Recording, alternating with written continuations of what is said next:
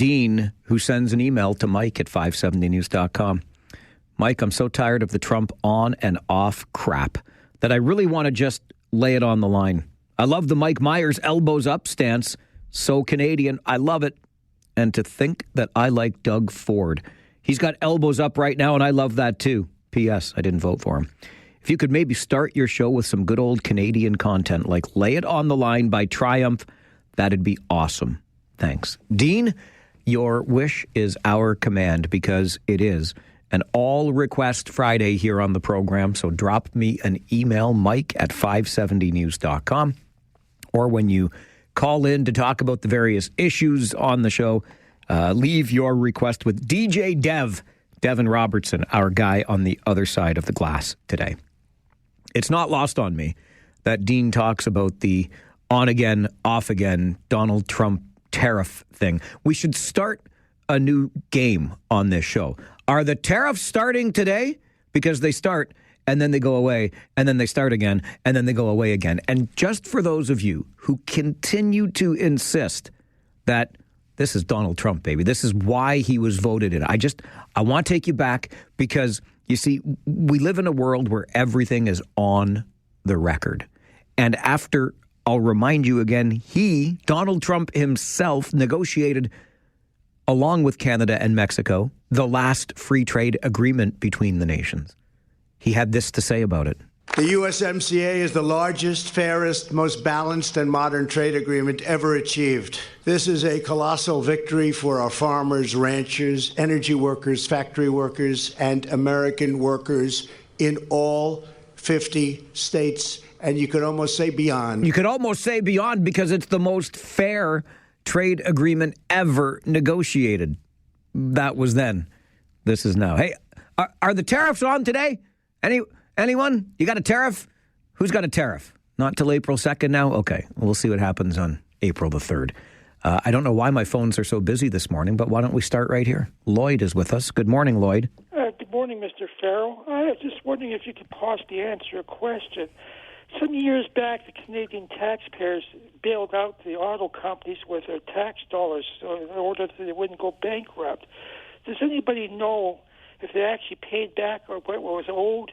And if they didn't pay it back, wouldn't they have the legal right to withhold the machinery there as a lien so they can't remove it from our area until it's fully paid? Lloyd, that is an excellent question. I do believe those loans were settled, if not canceled, at some point in the years after.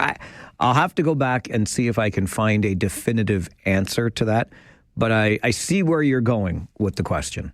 Against my better judgment, Andre, early this... Come on, Andre. What have you possibly got to say at 9:09 in the morning? Game day, baby. Game day, baby. Hey, Mike, one last thing. When I left the show yesterday, you didn't say nothing, and I'm like a little kid this morning. I'm going to have a picture with Tanner Lamb. Okay. And so I don't know what any of that meant. When I left the show yesterday, I didn't say nothing. Don't even get me started on the double negative. And then he's like a little kid, so he's going to have a picture of Tanner Lamb, a forward with the Kitchener Rangers. I can't connect those dots, and I've certainly never said nothing. I say something every day. I'm not saying it's all got merit or value of any kind, but I fill 4 hours with hot air every damn day. So don't you tell me I didn't say nothing. I said something, because I always say something. Unless if you told me I didn't say nothing and you double negatived it, I guess that means I did say something. Life in the World of Andre. You remember that old show? Oh, what was it called? Somebody's Head. And you had these little people you could see inside their head. If only we could get inside Andre's head. Whoops. It's the final countdown. I said whoops because my computer had a little bit of a lag. Hey, do me a favor. When you call into DJ Dev, cut the guy some slack. He's got a lot of things to do. It's coming up on 2 minutes now. Poor Dev's been tied up on line one. Get your request in and move on. The poor guy has got 1 trillion things to do over there. Okay? Devin has more things to do than the U.S. debt has dollars in it. Take care of business. Move along. Don't tie the poor guy up for 2 minutes at a time. Goodness gracious. It's time for your Farwell Show 5. for this Friday morning. Number one, employment in Canada was virtually unchanged in February as the unemployment rate held steady at 6.6%. StatsCan says wholesale and retail trade led job gains in February, but the economy was held back by losses in professional, scientific, and technical services, as well as transportation and warehousing. Number two, U.S. President Donald Trump has changed his mind on tariffs again, now saying goods covered by the recently signed North American trade agreement will be exempt from tariffs until April the 2nd. Ontario Premier Doug Ford appeared last night on Fox News. Isn't this a shame? It's an absolute mess. He's created chaos. He ran on a mandate to lower costs, lower inflation, create more jobs. It's total opposite. You know, people are going to be losing their jobs in the U.S. and in Canada, and inflation's happening already. The market is one thing the market doesn't like is uncertainty. The market is going downhill quicker than the American bobsled team right now. Ford says 25% tariffs on U.S. electricity will go into effect on Monday. Number three on your Farwell Show 5 this Friday morning, Ottawa has suspended a second wave of retaliatory tariffs after the U.S. launched a North American trade war. Finance Minister Dominic LeBlanc says Canada will not proceed with planned retaliatory tariffs on $125 billion of U.S. products until April 2nd. But again, that's the second wave. The first wave still in place. Number four, it's been a week of lost classes at Elizabeth Ziegler School in Waterloo. The elementary school for about 450 students remains closed today after structural concerns prompted a shutdown this week. A large piece of concrete fell from the building on Moore Avenue last week. And number five on your Farwell Show 5 this morning, Ontario is grappling with its biggest measles outbreak in decades in one public health unit near London. 115 people have caught the virus since late October. Dr. Nin Trad is the medical officer of health for the Southwestern Public Health Unit. He says many doctors in the region had never seen measles up close before this outbreak because Canada eliminated the vaccine-preventable disease in 1998. Tran says most of the people affected have been unvaccinated kids, and the health unit has launched new vaccination clinics. And that is your Farwell Show 5 for this Friday morning. Your morning wake-up call is coming up. Either you can make it or I will. This is 570 News Radio and Rogers TV. Something I'm trying to figure out, and we're going to explore it with our Friday 4 roundtable this morning between 11 and noon. But what are the tariffs all about, really? I mean, I can remind you again, even though I just shared with you 10 minutes ago, what Donald Trump had to say when the new USMCA was first negotiated 5 years ago. I don't know why my computer doesn't want to work today. The USMCA is the largest, fairest, most balanced, and modern trade agreement ever achieved. Fairest, most modern trade agreement, most balanced ever achieved. That was Donald Trump just 5 years ago. And yet today, he thinks the United States is on the wrong end of trade imbalances. He thinks that applying these tariffs, I presume, will help to pay down the U.S. debt, which is into the trillions of dollars. And really what he's doing, as you heard Ontario Premier Doug Ford say earlier, he's throwing the markets into a tailspin. He's going to impact the American economy and American jobs. It just doesn't make a whole lot of sense. Which leads me to this email from Rick to Mike at 570news.com. Under the subject line, fentanyl, Mike, there's no border strong enough in the world that can prevent someone from making money supplying illicit drugs to another country where there is a demand. If the government south of the border wants to stop the trade, then divert some of the fight money into social programs that could help to reduce the demand. It's an interesting idea. I would argue it's a little bit utopian, but I get where Rick is coming from. And it brings me back to the original question. What are the tariffs really about? Because if it's about border security and the amount of drugs and or illegal immigrants making their way across the border into the States, the numbers just don't really support that, do they? Certainly not the numbers from Canada vis-a-vis the numbers from Mexico. But let's also not forget in this, when we try to figure out what in HE double hockey sticks the tariffs are really all about, if indeed this is a leakage, if you will, of drugs and or illegal migrants from Canada into the U.S., who's responsible for that border? I mean, it's not like they're grabbing a passport and crossing at a regular crossing, right? But who is ultimately responsible for the border going into that country? Well, one would assume it's the border agents that are guarding the border for the country that the people and the drugs are flowing into. So really, what are the tariffs about? And will they ever actually be applied? These are the questions we have in the second era of Donald Trump's presidency. This is the Mike Farwell Show, 570 News Radio and Rogers TV. Interesting email I received just this morning from Maureen to Mike at 570news.com. I love what Maureen did. She went back and watched the special regional council meeting held on Tuesday of this week to determine how to replace Rob Deutschmann, who resigned his seat on regional council. And I love that Maureen does that. Couldn't watch it live or be there live at 9 o'clock on Tuesday morning, but because she's engaged and interested in what's going on, she went back and watched it online. It's great, by the way, that municipalities provide these things online and school boards, except the Catholic School Board, which is a whole other story entirely. But nonetheless, good job by you, Maureen. And she wants to know, Maureen does, who voted in favor of appointing Matt Rodriguez to council. Maureen noted in the meeting that Dorothy McCabe, the mayor of Waterloo, was opposed to the idea, but there was no recorded vote. So I'm not sure either, Maureen, who was opposed to the appointment and who supported it. I know that Kitchener Mayor Barry Verbanovic moved the motion for the appointment, and it was broadly supported, but I don't know how many besides Dorothy McCabe pushed back against the idea. Here's some information, though, related to that. Number one is Dorothy McCabe is going to be on the show with us today for Council Chambers at 10 this morning. So we will talk about all things Waterloo, and you had best believe I will ask her as well why she was one of the lone voices pushing back against that appointment of Matt Rodriguez on regional council. And because Rob Deutschmann, the now resigned regional councillor's name came up, I'm going to let you know I'm working on a little something with Rob. I'm pretty sure he's open to the idea.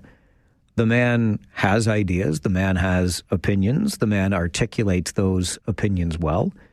And that makes me think he's just the kind of guy to have here on the show on a regular basis to provide some insight into the inner workings of a local government. So I think in the not too distant future, Rob will be joining us on the show. But Mayor McCabe will definitely be on for Council Chambers this morning at 10. We'll talk about that appointment of Matt Rodriguez to Regional Council on our Friday 4 Roundtable today from 11 until noon. So plenty of reasons for you to stay right here with us. It's a Friday. Let's just hang out and have a conversation. The conversation turns to International Women's Day next on the Mike Farwell Show. This is 570 News Radio. This is where today's topics turn into today's talking points. It's local and it's Democratic radio at its finest. This is the Mike Farwell Show on 570 News Radio. He would explain to me that the trauma, this was never like this. They were never like this. The women would look after the children and the cooking, and the men would go out and hunt, and they would only take what they needed. They were happy, like they were a family. And I mean, it didn't matter if you weren't related, aunties, uncles, they were, you know what I mean? Taking care of each other. And she said, and then the colonization happened. The Mike Farwell Show continues on 570 News Radio. A little clip from a new podcast series that will be launched tomorrow in recognition of International Women's Day by Women's Crisis Services of Waterloo Region. This particular podcast series will focus on the stories of Indigenous women, and we'll learn more about that and so much more in this conversation this morning with Jennifer Hutton, who's the CEO at Women's Crisis Services of Waterloo Region. As I just mentioned, tomorrow, the 8th of March, marks International Women's Day. Events are happening around the region today because we tend not to do them all on the weekend, on the day of. And so as we welcome Jen to the program, I wonder, looking ahead 24 hours, I know you've got a jam-packed day, Jen, but what are your reflections on March the 8th, the annual celebration of International Women's Day? Well, it's a big day for us. I do often say I think International Women's Day shouldn't just be once a year, but 365 days a year. I do really resonate with the themes this year, one of them being accelerate action. I have talked a lot in the past about how awareness of domestic violence, gender-based violence is really growing. However, now we really need to move to action. And another theme that's really come out through the UN is an idea of equal rights, equal opportunities, and equal power, and the idea that nobody should be left behind. So this all resonates with me. I think these are sentiments that are more important now than ever. So it's a big day for us, and I think it's a big day for many people to celebrate. I think that we have accelerated some action, certainly in your space, with the declaration that we've had from many municipal councils here and well beyond that intimate partner violence is an epidemic. And I recognize even in saying that, Jen, that it's kind of a good news, bad news story, right? On the one hand, we're recognizing it for what it is. On the other hand, intimate partner violence continues to be the issue that it is. But where are we at in the space when it comes to violence against women, domestic violence, etc.? Yeah, as you said, we have made some good gains around the declaration that's now happened within over 100 municipalities across Ontario. So that really did start some momentum. We also locally have had it added to the community safety and well-being plan. So that forces, again, some actions, some steps being taken. In terms of what is happening, sadly, though, is we are continuing to see high levels of violence against women. We continue to see high numbers of femicides and growing numbers of femicides. The level of violence seems to be higher. So still lots to do in that regard. People are talking about it more, and many folks in the community and beyond have really turned their minds to different prevention programs. And I think that's so important that we need to fund prevention programs like our youth education, even things like our She Is Your Neighbor project that really helps to raise awareness and relies on everybody in the community to have a role in ending domestic violence. How does an organization like Women's Crisis Services of Waterloo Region cope with this increasing demand for service? Yeah, we have, we're lucky that we have the facilities and the resources that we do. We're lucky that we have so many community partners to work with locally. We have large shelters, which is a good and bad news thing because we need all those spaces. And we continue to struggle with the impact of the affordable housing crisis. And even for us, like everyone is, we're finding things a bit tighter. And as we've come out of this most recent budgeting time, we've had to also tighten up some things and pull back a little bit on some of our programs. So I'm really hoping that we're going to see a shift also in an increased funding for this work because it's so crucial. You mentioned the She Is Your Neighbor campaign earlier. I know it's also got a podcast that you produce through Women's Crisis Services of the same name. And I've also learned that when International Women's Day rolls around, officially March the 8th, tomorrow, a new podcast series is being launched by Women's Crisis Services. Yeah, we're really excited to launch our new series. It's called She Is Your Neighbor, Empowering Indigenous Women. So in this series, we're really celebrating strong Indigenous women who've moved beyond violence. So we have a number of stories. One of the first episodes that's going to come out actually on Saturday, on the actual International Women's Day, is about understanding Indigenous identity and trauma, and it's with an individual, Destiny Bailey, who is the program coordinator at Abbey House, which is an Indigenous transitional home for women with and without children in St. Catharines. So she's got a really unique story. I hope people will tune into that. And we're also, this whole week, we've been running a little mini fundraising campaign, and we have a matching donor who's matching any donations up to $1,500. And we, as I mentioned earlier, we really rely on community partners. This work is so complex. We can't do it alone. So we're also giving back to local organization, The Healing of 7 Generations, as part of this fundraiser, who we also have on the podcast. So I'm really excited about that, too. We certainly appreciate the work that you all do in our community through Women's Crisis Services. Thank you for making time for us. I think Happy International Women's Day is appropriate in this regard, and appreciate you making time for the show, Jen. Thank you. Thanks so much, Mike. Take care. You too. Bye-bye. Bye. Jennifer Hutton is the CEO at Women's Crisis Services of Waterloo Region, giving us an update on how we are doing in that space when it comes to femicide, intimate partner violence, domestic violence, etc., and marking International Women's Day with the launch of that latest in their podcast series, She Is Your Neighbor. Also wanted to let you know that the Zonta Club of KW is hosting a film. They do so well with their annual film festival.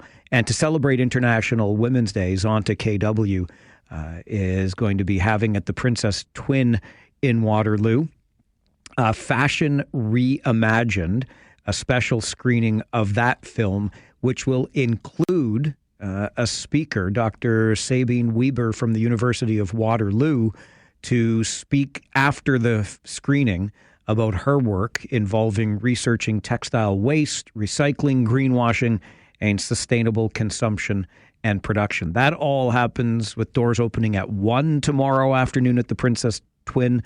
The film starts at 1:30, and again followed by that speaker, Dr. Sabine Weber from the University of Waterloo. And as Zonta KW is wont to do, they have partnered up with another local organization, the May Court Club, and participants are asked to bring gently used purses, scarves, and costume jewelry by way of support. So another way that International Women's Day is being marked in our community. That, of course, is tomorrow, March the 8th. This is the Mike Farwell Show on 570 News Radio and Rogers TV.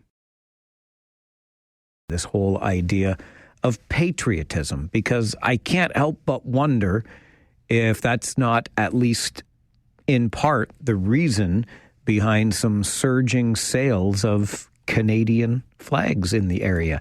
Tammy Quantrell is the owner at Kennedy Specialty Sewing Limited in the beautiful village of Erin, or Erin, as some in the area might call it. She would make and repair those Canadian flags and joins our show this morning. Tammy, good morning. Good morning. So how's the flag business these days, Tammy? It's really great.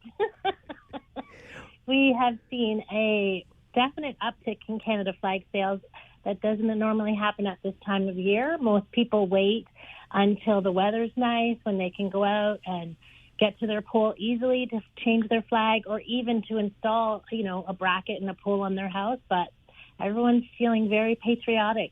They're proud to be Canadian.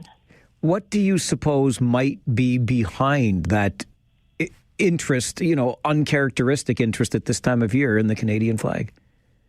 So February 15th was Flag Day. It was the 50th anniversary for when the maple leaf flag was first flown at Parliament. So there was a lot of talk about the Canadian flag and, how important it is. And I think everything else that's going on in the world just made people think that they wanted to have a flag.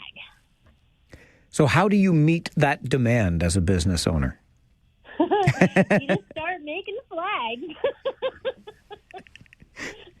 We normally have a good stock.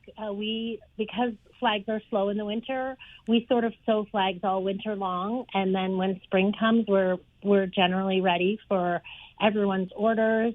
But now we have to start all over again. You must have this down to a science by now, Tammy. You make it sound so easy. You just start making flags, you say. That's what you do. You just do what the people want. Can you take me through a little bit of that process and what goes into it? So we do what's called applique. So our flags are all hand sewn. So each bar is individually cut. It's sewn together to the white, and then we draw a leaf on red material. We pin that on, and then a girl actually sews all the way around the outside, and we trim the excess away. So it's a really heavy-duty flag. We offer free fly end repairs. So when you're driving around and you see the tattered ends, you can bring it back to us and we'll re-sew that for you, so you get extra life out of your flag. Are you somebody that is just in the flag business, or do you yourself, Tammy, proudly fly a flag at home? Anybody who knows me knows that I'm a proud Canadian. I have Canadian flag everything. I have candles and jewelry and purses. I proudly put the Canadian flag anywhere I can. I think that's fantastic. You are absolutely practicing what you preach through your business. I do. And I don't necessarily think that everybody needs to buy a flag from me, but I think everybody should be a proud Canadian and put out the flag. I have to be honest, I'm a little embarrassed that it took me as long as I did. One of my first bosses in this business, Tammy, was very proud, always had a flag in the backyard. We would toast it every time we were together. It's probably 10 years, maybe a little more than 10 now, that I finally put a flag on my property as well. And I won't change that. Absolutely not. No, it's nice to see. It's a great way to feel proud without, putting it in anybody's face.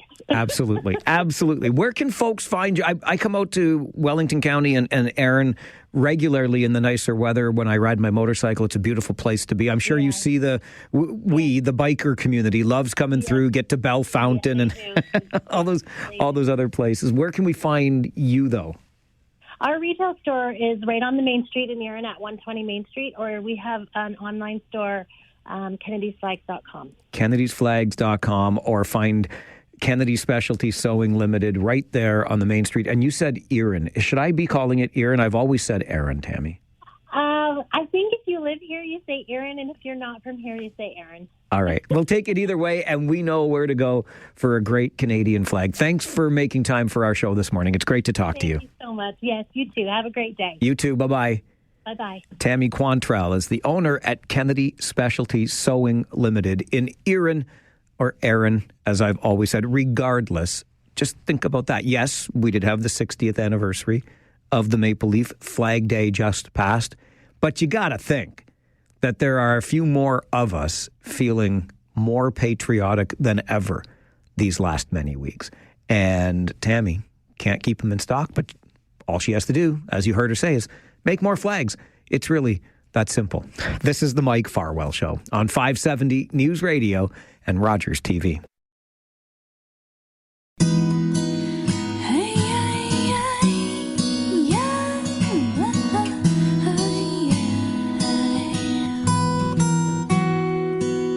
An old man turned 98. He won the lottery and died the next day. It's a black fly in your Chardonnay. It's a death row pardon, 2 minutes too late. And isn't it ironic? It's a clean sweep for the Canadians. A full hour, our first hour of all Request Friday here on the show, and every one of the requests is Canadian, culminating with Alanis Morissette's Ironic. That one coming from Caleb, who says, isn't it ironic that the premier that everyone apparently hated got elected again in Ontario? Don't you think? Excellent request by you, Caleb. Thank you very much for closing out the first hour of All Request Friday with another Canadian request. We're fast approaching your 10 a.m. update in the 570 News Centre. Remember, this being Friday, our Friday 4 Roundtable will be here in 1 hour's time between 11 and noon. We'll talk tariffs. We'll talk Trump. We'll talk how we respond and or retaliate to him. We'll talk speed limits in rural communities versus the cities in our region. And we'll talk about the appointment of a new candidate or a new councillor to our regional council. That's all coming up on our Friday 4 Roundtable. But right after this update from the 570 News Centre, Council Chambers, our regular Friday morning segment, takes us to Waterloo, and Mayor Dorothy McCabe joins us next on the Mike Farwell Show, 570 News Radio and Rogers TV. Fridays also mean Council Chambers. Every Friday morning at 10, we get to do a deeper dive into what is going on in various neighborhoods around our vast region. Segment we call Council Chambers. Today we focus on Waterloo, and Mayor Dorothy McCabe is with us on Council Chambers. Good morning, Mayor McCabe. Good morning, Mr. Farwell. How are you? I'm doing very well. Happy nearly International Women's Day. And to you as well. We had a great chat with Jen Hutton from Women's Crisis Services earlier this morning about that. So it is, fantastic. Yeah. And well, you know what? And since you brought that up, I mean, you are the mayor of a council that is well represented by women in our community. So it maybe carries a little added meaning to you and your colleagues this week. Oh, it does indeed. There's I have a council of 8. There's 6 of us who are women, which is fantastic. And personally, I have 2 daughters who are, so that's fantastic. And I'm one of 6 daughters in my family as well with my parents. So I'm strong women. I'm used to having strong women around me for my whole life. It does have a special meaning. I am the only man in my house, dog included, Mayor McCabe. So I can I can relate to your colleagues on council, Hans Roach and Royce Bodley. So there you go. Okay, let's. I just stepped out of Chair Redmond as host, and the chamber are hosting it's the 28th annual International Women's Day event. So I just stepped out to speak with you. So it's all about International Women's Day today. Thank you for doing that. And thank you for mentioning the number. I was going to say more than 20 years. So 28 years now, Chair Redmond's been behind this. Well, before she was chair, but this started a long time ago. It's great. Yeah. Love to hear it. Okay, let's get into some of the issues in Waterloo. One that really caught my attention this week, Mayor McCabe, was the city's decision to press pause, I guess, on plans to incorporate inclusionary zoning into transit-oriented developments. Now, inclusionary zoning would mean a requirement of a certain number of affordable units. Why have you decided as a council to back away from that? Well, we did pause it, and we asked staff to come back in June with an update and really another scan of what's happening in the environment. Like, look, we know that the economic environment right now in the market is really, really tough for developers, but for everyone. But we also recognize that we're so close to potentially having a federal election. We just had a provincial election with the parties who made lots of comments and statements about housing, and so we thought it prudent to wait until the provincial government releases its next budget to see if there's anything in there that will be specifically related to housing and potentially something, I don't know, I'm guessing, but maybe something that might stimulate the market. So we thought rather than pausing it for a whole year, in case the government does come out with something that will enable some projects to go ahead, we wanted to have the option to come back and in a few more months and see if things are moving. So we thought that was the prudent way to go, and now we'll wait and see what happens provincially, federally, and of course with tariffs, that's another thing that's hanging over our heads, and just give ourselves a little bit more time and a bit longer line of sight. Does it worry you at all, Mayor McCabe, with the scarcity of affordable housing today? This prolongs the creation of more of it? It does, yes. Although what I said on Monday night, and what gives me some comfort, or some, like the city has made some really significant investments in deeply affordable, and market rent housing with the project that we are working with Habitat for Humanity Waterloo Region on, where we're going to work with them to create somewhere in the neighborhood of 1,000 housing units. That a third of them will be deeply affordable, a third will be affordable, and a third will be market rate. So we know that project is going ahead, and we know that some other projects in Waterloo that are going ahead, developers have come forward already with affordable housing options included in them. We know, there's work the region's doing through Building Better Futures that are adding more stock. We're working with Show Supportive Housing of Waterloo to add more supportive housing. So there's other things happening on that front. And NIZ is one component of the whole housing continuum. We are in conversation this morning with Waterloo Mayor Dorothy McCabe. Inclusionary zoning paused, but not forever. It's not been taken off the table, but we'll wait for staff to report back in the summer on that. The city also looking to lay the groundwork for, I think, what becomes the last subdivision the city can build within its boundaries right now in the Beaver Creek area. We'll continue our conversation with Waterloo Mayor Dorothy McCabe on council chambers here this morning. Stay with us. It's the Mike Farwell Show on 570 News Radio and Rogers TV. Call the Mike Farwell Show now. 519-570-2545. 1-800-570-5715. And star 5. Elbows up is what Canadians are in the face of tariff threats from Donald Trump and the President of the United States. Waterloo Mayor Dorothy McCabe is with us on council chambers this morning discussing all things Waterloo. We talked about inclusionary zoning and how the city is pressing pause on that for the time being. Mayor McCabe, something else happening, and I think this really is the last subdivision that the city can build within its urban boundary out in the Beaver Creek area. Borrowing $23 million to get this started. I guess that's for the infrastructure and whatnot. Yes. Yeah, how nervous does that make you? I mean, because I guess this would be, assuming that sales will happen, development fees will come in, et cetera.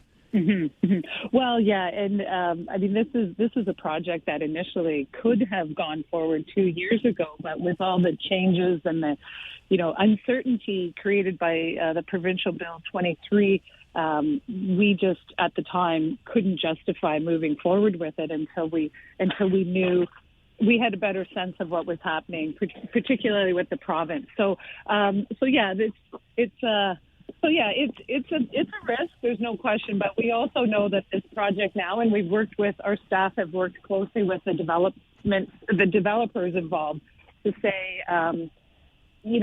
To say, like, let's collaborate and let's work together and let's figure out how we can move this forward.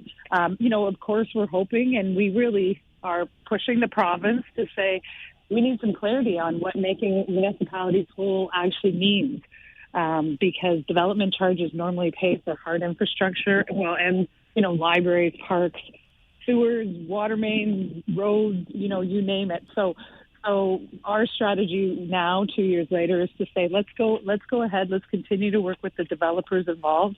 Let's get the infrastructure going, and let's get these houses started. And we will continue to push the provincial government to make us whole and give us the funding we need to build the communities that people want. Considering that this provincial government is the same as the last one, we just had that election last week. How's that relationship, Mayor McCabe? Well, it's a new government, and we're waiting to see who they'll put, who if Minister Calandra will be back in his role as Municipal Affairs and Housing, or if there'll be someone new. But whoever is the minister when the cabinet is formed, we look forward to talking with them directly and just saying, here's, like, we are doing, I would argue strongly, we're doing all we can to, as a municipality, as our other municipalities, to get housing started, improve our planning processes and things like that. But we need support and we need clarity from the provincial government on issues like development charges. So we'll be pushing hard and talking to the new minister as soon as they're appointed. Just shifting gears slightly, but as a mayor, you also hold a seat on regional council, and I couldn't help but notice your voice suggesting that maybe regional council take a different approach to filling the seat vacated when Rob Deutschman resigned. You didn't really, you weren't really behind the appointment of Matt Rodriguez. Why not? Well, and it's not about Matt at all. Like I've been on committees previously and Sustainable Waterloo Region committees before with Matt, so I have nothing personal about Matt. Really, I thought the process for me, I thought that would be better is to, if not go to a by-election, is to have at least a call out to people who may be interested and to have an application process. And I know that like the Catholic School Board has done this at least on a couple of occasions, and maybe others have done it as well. It really brings forward some names of people who, sometimes don't have the capacity to campaign or the financial capacity. And sometimes you get people who, from equity deserving groups who wouldn't otherwise sort of have the opportunity. But also I thought, it's nearly 3 years since the last campaign started, and a heck of a lot has changed in Waterloo Region and in the world. And I thought, yes, Matt came very close last time, but a lot has changed, and maybe people's priorities in some cases have changed. So let's see. I thought that was worth a bigger conversation. I was the dissenting voice on council, so the majority ruled, and I look forward to working with Matt. But I thought there were some other things we should have been considering. So, but majority rule, it is what it is, and that's the way the votes go sometimes. Were you the lone dissenting voice? Yeah. Yes, I was the only one who said, I think we should take another path. But otherwise it was, I was the only one voted against that. And it seemed to me, Mayor McCabe, that the general rationale for the appointment was the cost of a by-election, which many deemed to be prohibitive. Yeah, the cost of the by-election, but also what, some of my colleagues, what they stated was, he came within just shy of 400 votes, and so that was so close, and the next vote was over 3,000 votes away. So they kind of looked at that as, he was the fifth choice, and in this case, like sort of just go to the next one in line really seemed to be more of that was the argument that was used more so than the cost. But again, like I said, I mean, it's been nearly 3 years since the last municipal elections happened, and a lot of things have changed in our community. So, I don't have nothing against Matt Rodriguez, but I think I just thought it was worth having more voices contributing to the conversation. For what it's worth, I would have joined you as a dissenting voice on that vote. I agree wholeheartedly with what you've said, and I know Matt a little bit too. Think he's great, but we may have gotten this one wrong. But as you said, majority rules, and that's the way the vote fell. Majority rules, and so it is what it is. Sometimes you win the vote, sometimes you lose the vote. But I thought it was important to articulate that as well. But there you go. All right. Well, Mayor McCabe, I appreciate you ducking out of an important International Women's Day event this morning for this conversation. Happy International Women's Day to you tomorrow, and thanks for being with us on the show this morning. Can I just say one quick plug for Council for a Day? We're looking for grade 5 students who are interested in joining me for my State of the City being Councillor for a Day. It's a really great opportunity to learn about municipal government. And hey, Matt, maybe my event is May 1st. Maybe you'd like to interview the person who becomes mayor for the day on council chambers the next day. I will mark it down. We will make sure we get a chance to do that. So this is a grade 5 student in our community that can be Mayor McCabe for a day? Yeah, and all the rest of the council positions as well. So, yeah. I love it. Okay. Well, Okay. and how could to waterloo.ca, go to the website? Is that where they can? Go to the website. Go to the website. They can find the information there, or they can look on my Instagram account as well, at Mayor McCabe, and check my stories, and there's information there as well, or the City of Waterloo. Okay. We'll point people in that direction. Thanks for sharing that with us, and enjoy the rest of your day. Okay. Thanks so much, Mike. Thanks, Mayor McCabe. Bye-bye. Okay. Take care. Bye-bye. Dorothy McCabe is the mayor of Waterloo. Joins us this morning on Council Chambers. We can do a deeper dive into the goings-on in the city, and there's something to let your kids know about. I'm hoping the grade 5s are actually in class right now, so they're not listening. Although, wouldn't that be... Here's an idea to add to the curriculum for a civics class or some such thing. Let the kids listen to the show. I'm only sometimes angry. They can learn a thing or two about what's going on around here. But what a great opportunity with the council for a day in Waterloo. Visit waterloo.ca, the website, or Mayor McCabe's Instagram account at Mayor McCabe in Waterloo as well. Council Chambers every Friday morning at 10 here on the Mike Farwell Show, 570 News Radio and Rogers TV.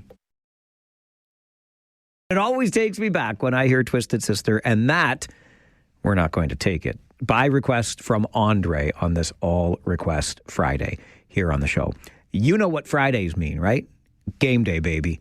Big one tonight at the Memorial Auditorium. The Windsor Spitfires are in town to take on your Rangers. The Coaches Show, the other Coaches Show, both coming up in the next 30 minutes here on the Mike Farwell Show, 570 News Radio.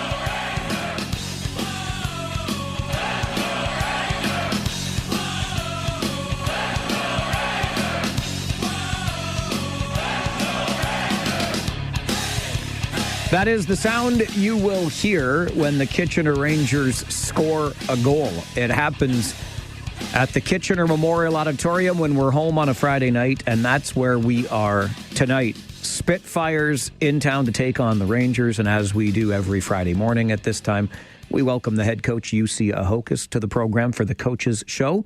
Good morning, UC. Oh, good morning.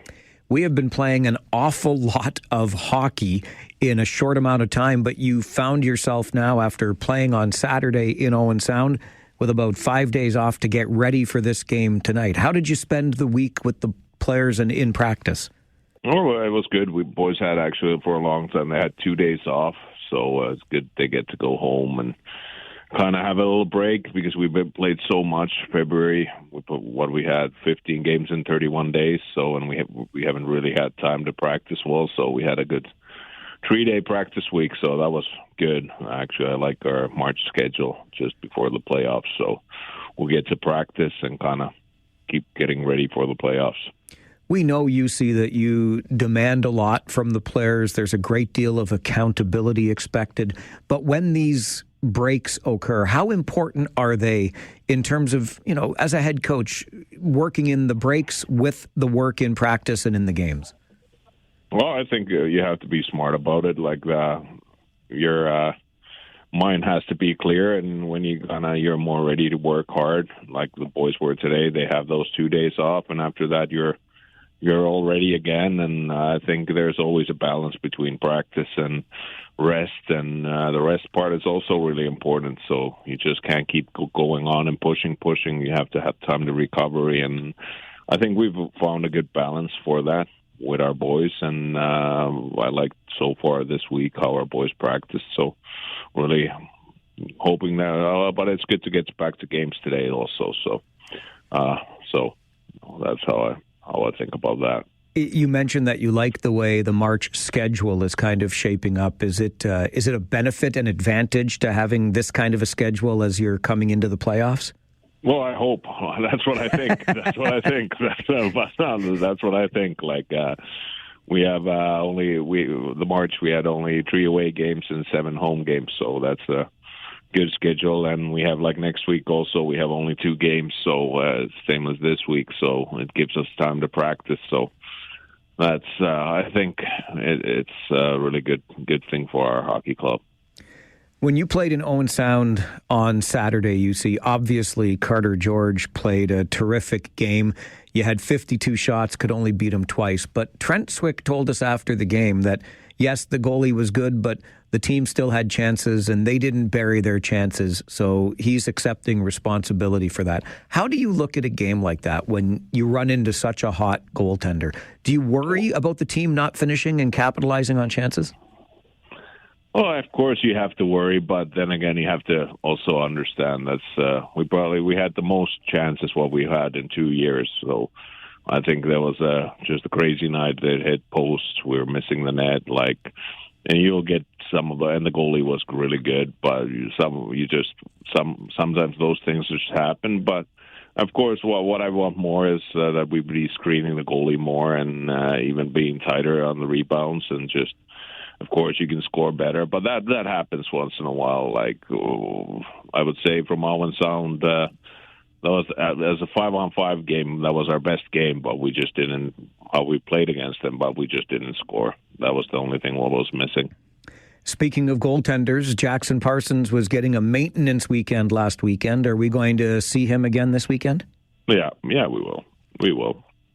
Windsor Spitfires are here tonight. It's always a good matchup. This is one of the other top teams in the Western Conference. What do you have to do to be successful against Windsor, UC?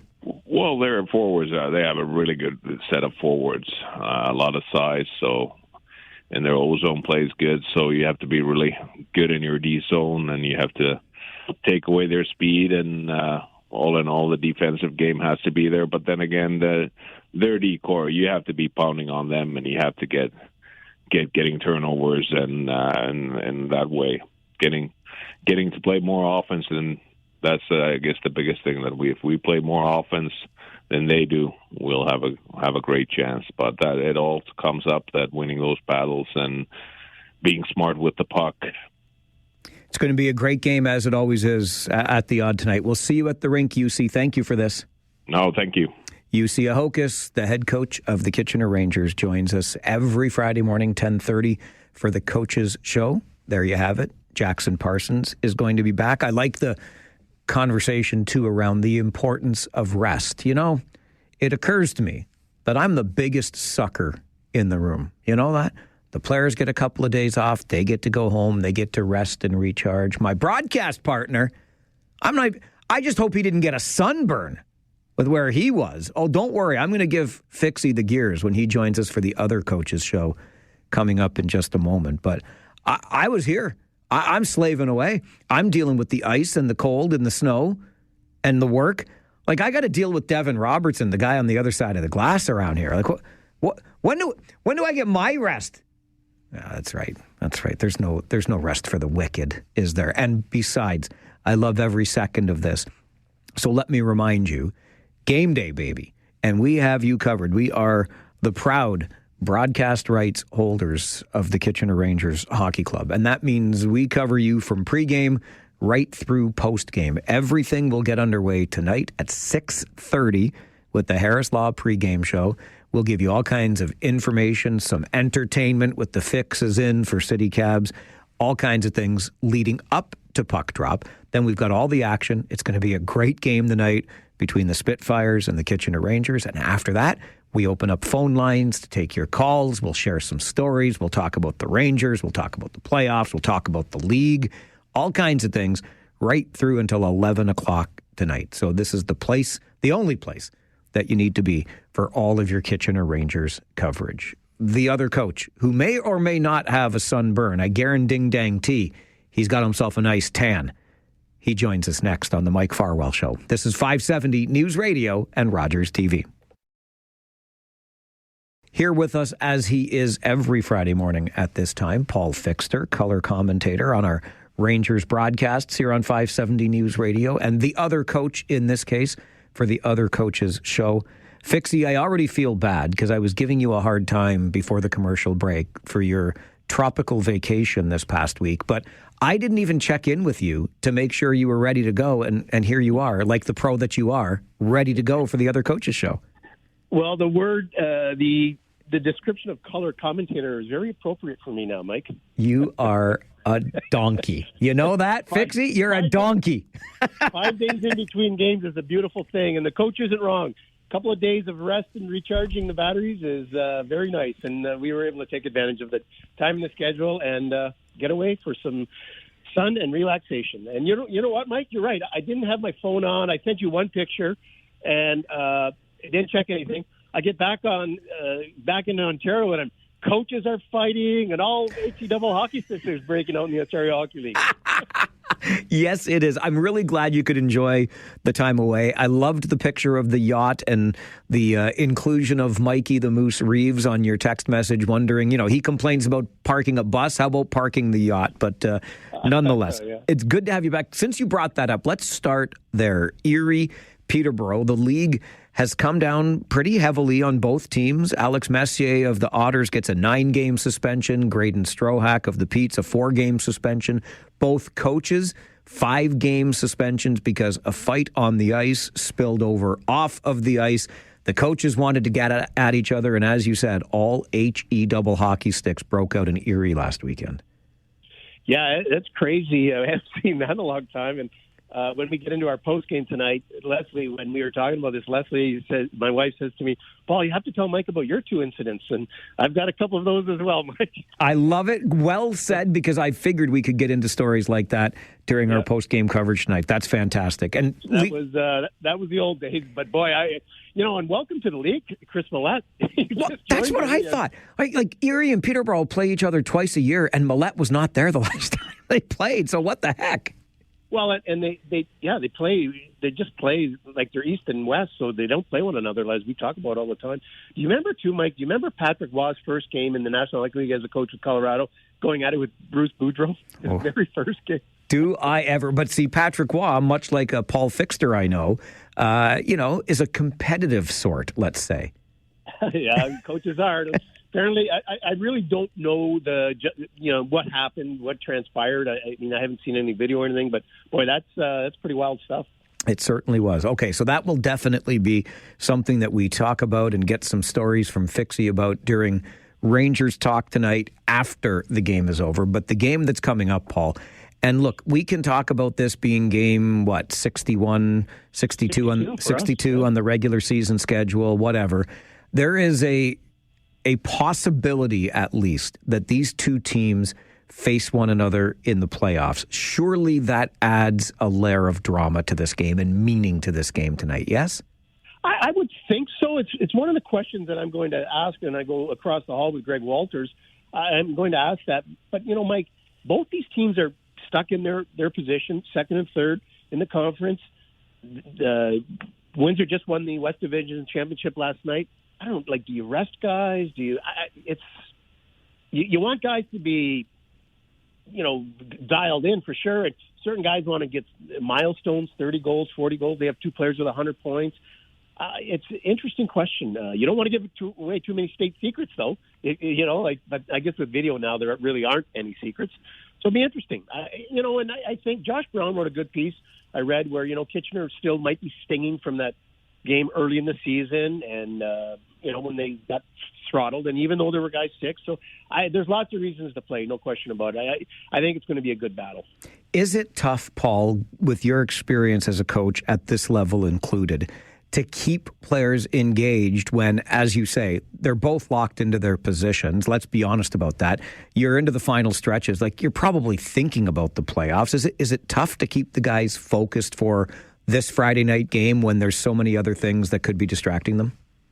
I think it is difficult, Mike, but this staff seems to do a really good job of keeping this group grounded and focused.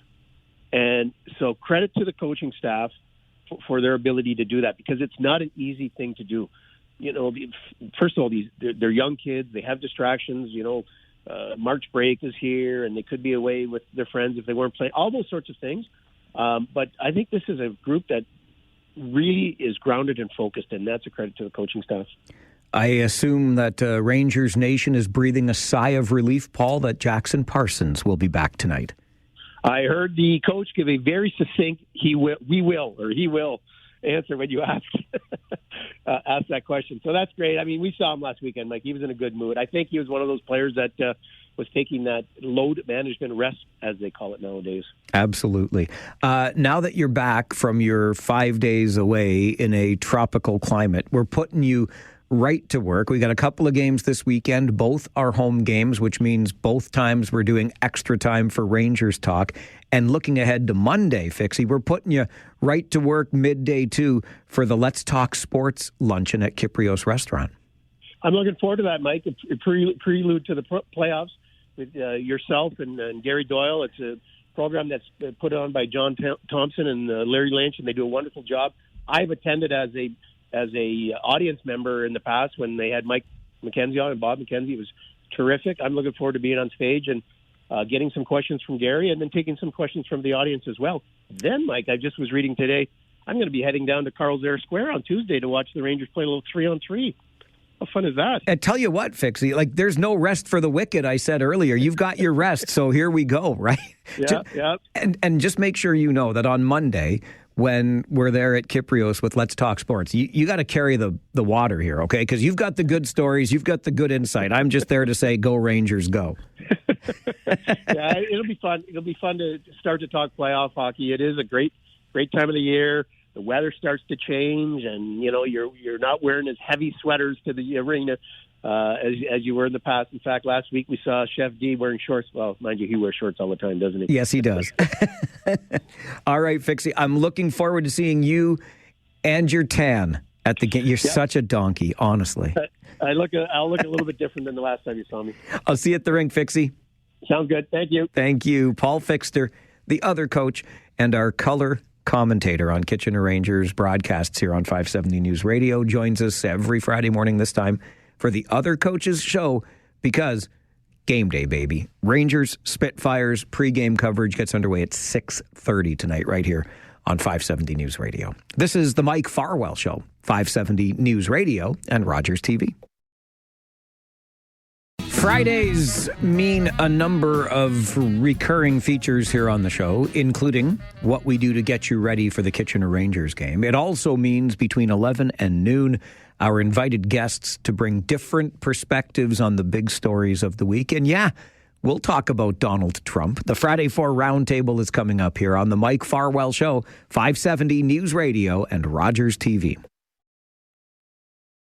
It is our Friday 4 Roundtable, where we get the different perspectives from some esteemed guests on the big stories of the week. And those esteemed guests all join me in studio this morning, which I love. Dave Jaworski, the former mayor of Waterloo, and now not only a dedicated pickleball player, but undefeated in his last matches. Absolutely. Did so well yesterday, Mike. Incredible, Dave. Thanks for making time out of your busy pickleball schedule to join us today. Absolutely. David Drew is with us as well. Of course, he is the host of Drew's Views here on the program, and also the owner of Negotiating Change, Government Relations, Stakeholder Engagement Strategies.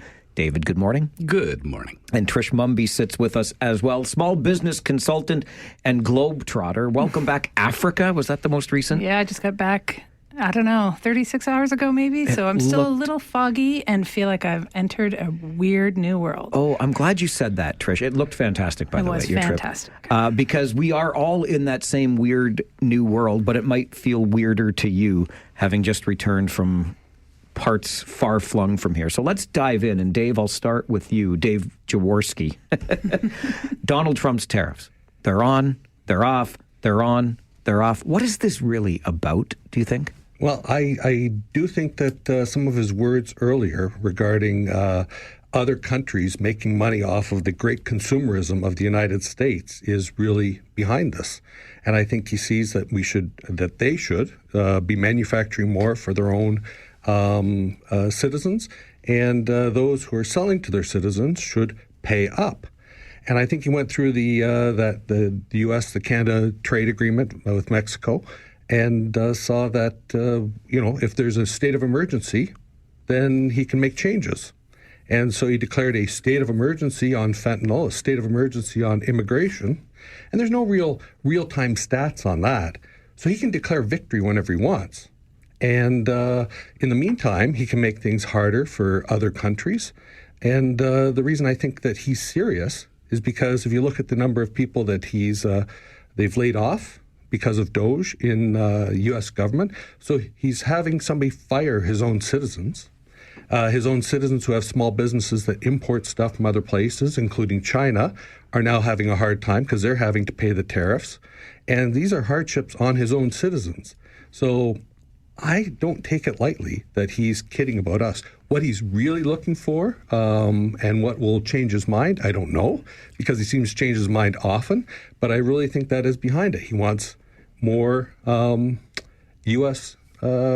product sold to U.S. citizens. It's interesting that you talk about the Doge, the Department of Government Efficiency, and firing American citizens, which, of course, Doge is led by Elon Musk, an unelected bureaucrat, which Donald Trump mentioned in his address to Congress the other day, that no longer will we be ruled by unelected bureaucrats. Well, I think that's happening, isn't it? Exactly. David Drew, what in HE double hockey sticks are the tariffs really all about? I agree with everything Dave Jaworski just said. I want to put it into a global context so I just don't repeat them. Look at what Donald Trump has done with Ukraine. And we talk about this being an existential threat to us. Look what he's doing to Ukraine. Look at how he is treating Europe's security. This is kind of in the context of, I've said this before, this is going back to Pax Americana. This is going back to the idea of Mexico, it really should be American. Canada really should be American. And I've said before, it's this post-World War I period that has been the interruption. Before that, they really didn't respect the Canadian border, and there were tons of little border skirmishes because if we couldn't populate the West and take advantage of the resources, why shouldn't someone do it?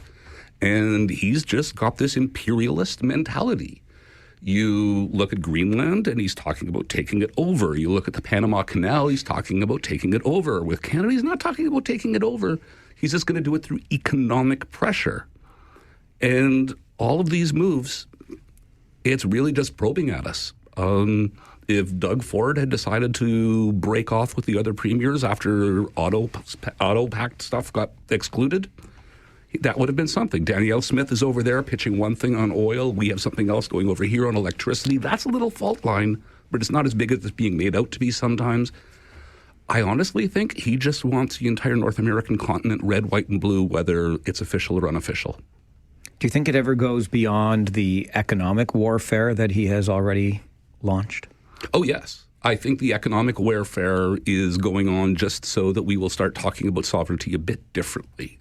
You know, in the 80s, it was whether we were going to take on nuclear missiles, and that was the expression of our sovereignty.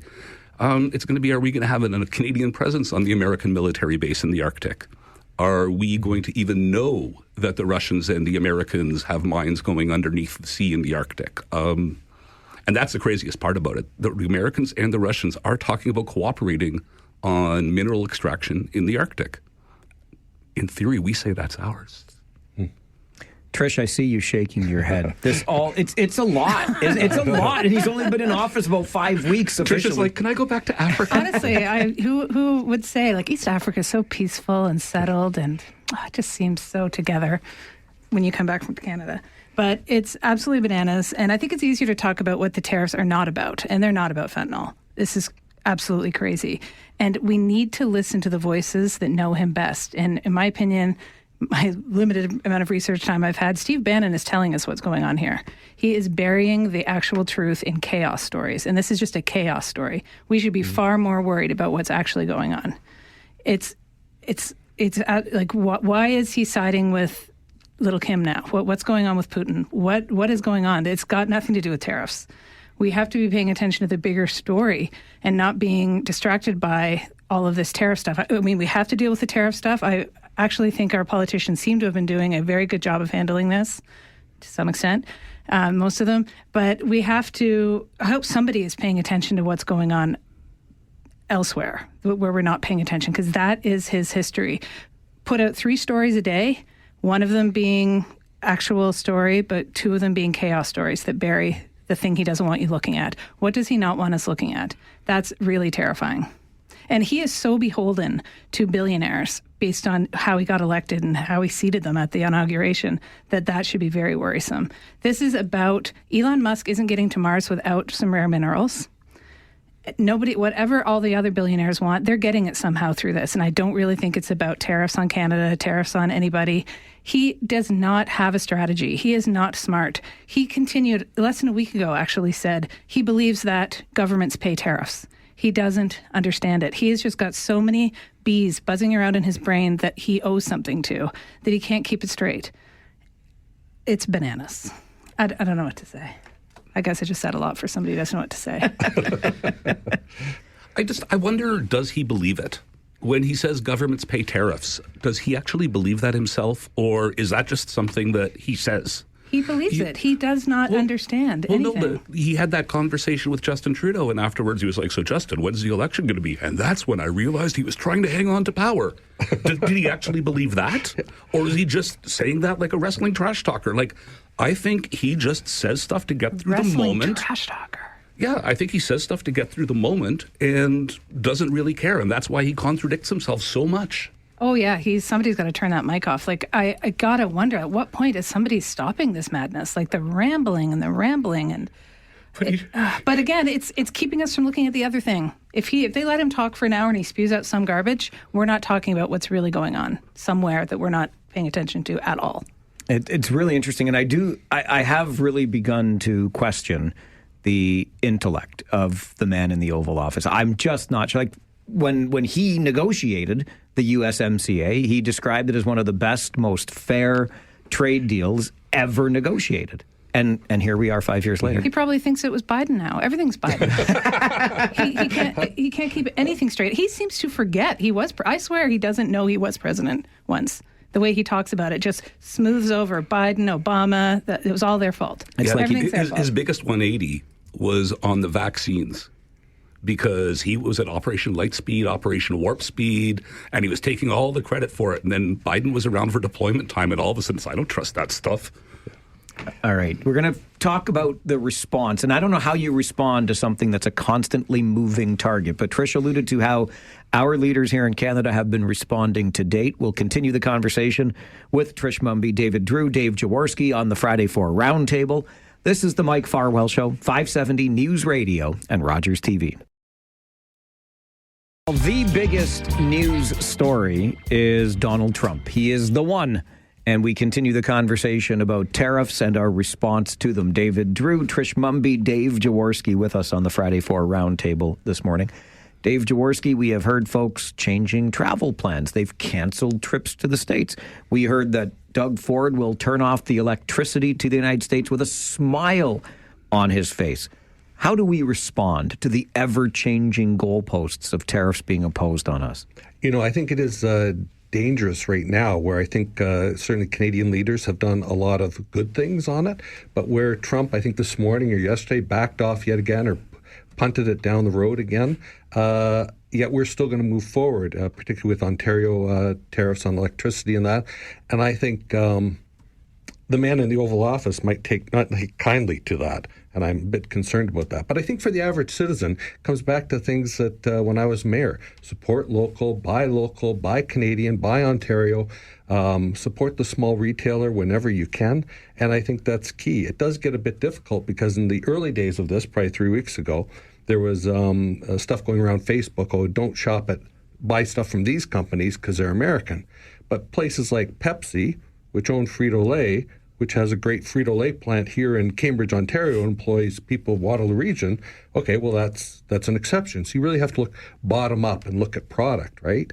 And I think that, a lot of people, Tim Hortons, that's the most Canadian company there is, except it's owned by Restaurant Brands International, which owns Popeyes and Burger King and now Firehouse Subs, which is just outside the door here. And you think that, so is having a Timmy's and a Whopper as Canadian as each other? It's getting hard now to understand. But I think, again, supporting local, you can't go wrong. David Drew, the response to date and maybe how we should respond moving forward? Well, I don't like the idea, as much as most people do, of putting tariffs on things that we're going to be buying from the U.S. to make, they're making our stuff more expensive for their consumers. Yay, they're dumb. That doesn't mean we need to be dumb. We should find other ways to deal with it that doesn't make it harder for us to buy or keep our groceries affordable. But that being said, I really don't know what that is, because there's a lot of really good solutions, but there's nothing really good for the next 2 months to get us through this. Like, all of a sudden, all the premiers are realizing, hey, maybe pipelines and energy diversification would have been a good thing to have worked on 10 years ago. But we're not 10 years ago, we're now. So, hey, we can all commit to the pipelines and energy corridors we want, but doesn't mean we're going to get through this crisis. Trump will be gone before the pipelines are built. Cutting off energy to the U.S., I'm sorry, you cut off oil to the U.S., you're cutting off oil to Ontario and Sarnia because the pipeline goes through Minnesota and Michigan. We don't have a whole lot of cards to play in the short term. And I'm sorry to be saying it like that and that pessimistic, but they're 10 times our size. How many cards do we expect to have? $155 billion worth of cards isn't bad in terms of the counter tariffs, but to your initial point, it's like Dumb and Dumber. Well, but also they put $150 billion on us. We put $150 billion on them. Their economy's what, $1 trillion? Our economy's what, a tenth of that? So $155 billion is losing an arm to us, where it's losing a finger to them. Right. Trish, I would like Dave Drew to hand over his citizenship, please. Don't appreciate your attitude. A Canadian is a Canadian is a Canadian. Wow. Okay, well, you're not a great one today. I don't even know where to start. Whether it's a finger to them, whatever, it's something we've got to do, and I hope it's the right finger that we're putting up in whatever actions we take. Where's Tennille when we need her? There are things that we don't need. We don't need American liquor on our shelves. We don't need it. So Doug better not back away from that again. These poor LCBO workers, shelving and unshelving and shelving and unshelving. And Dave Jaworski's right. If we let's just talk about your listening audience in Waterloo Region. If you're curious where something's coming from, if you're not sure where this is made, we have amazing markets. We have the best people available to us. If you're shopping at places like Brady's and Cottle's, Kitchener Farmers Market, you can find out. You can know exactly what you're buying. We're not going to get scurvy if we don't buy oranges from America for 2 months. We're not going to get scurvy. We'll be okay. There are ways to get through this. There are ways that our forefathers got through this. Right now, we got spoiled by free trade, and free trade is over. Nobody's saying that's it. This is the end? This is the end. This is the end in this administration. And, there's a lot of small business owners for decades that have said, I'm not sure this was where the free trade's working out for us. I can't compete with American companies. Why is it easier for people to buy from an American company than from my company? Well, now is our chance to show Canadian companies that we will support them. And we just got to do our best. Like, I had to leave that giant Facebook group that was started about Buy Canadian, like over 1.5 million Canadians on it. They've absolutely jumped the shark.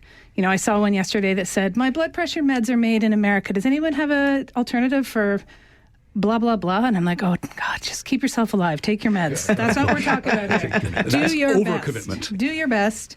And we can do very, very well here in Waterloo Region. And if this is what it takes to get politicians to commit to long-term thinking, like pipelines, like energy, that's fine. We have been spoiled by not having to think this way, and politicians don't win elections on big, long-term, expensive plans. And so it hasn't happened. If this is what it takes to move us forward and to think differently, I'm for it. And I'll do all of anything I can. I'm going to throw a quibble in there. Politicians do get elected on big, expensive plans, but for something like energy infrastructure, there's another politician who gets elected to be against it.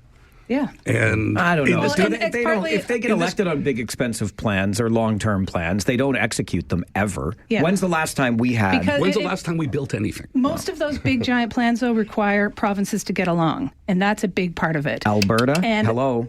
Quebec? I was very impressed with Danielle Smith's presser this week. I was shocked I'm saying that. I can't believe those words just came out of my mouth, but if that's what it takes, that's what it takes. Like it's ironic that we're all angry at the U.S. about protectionism.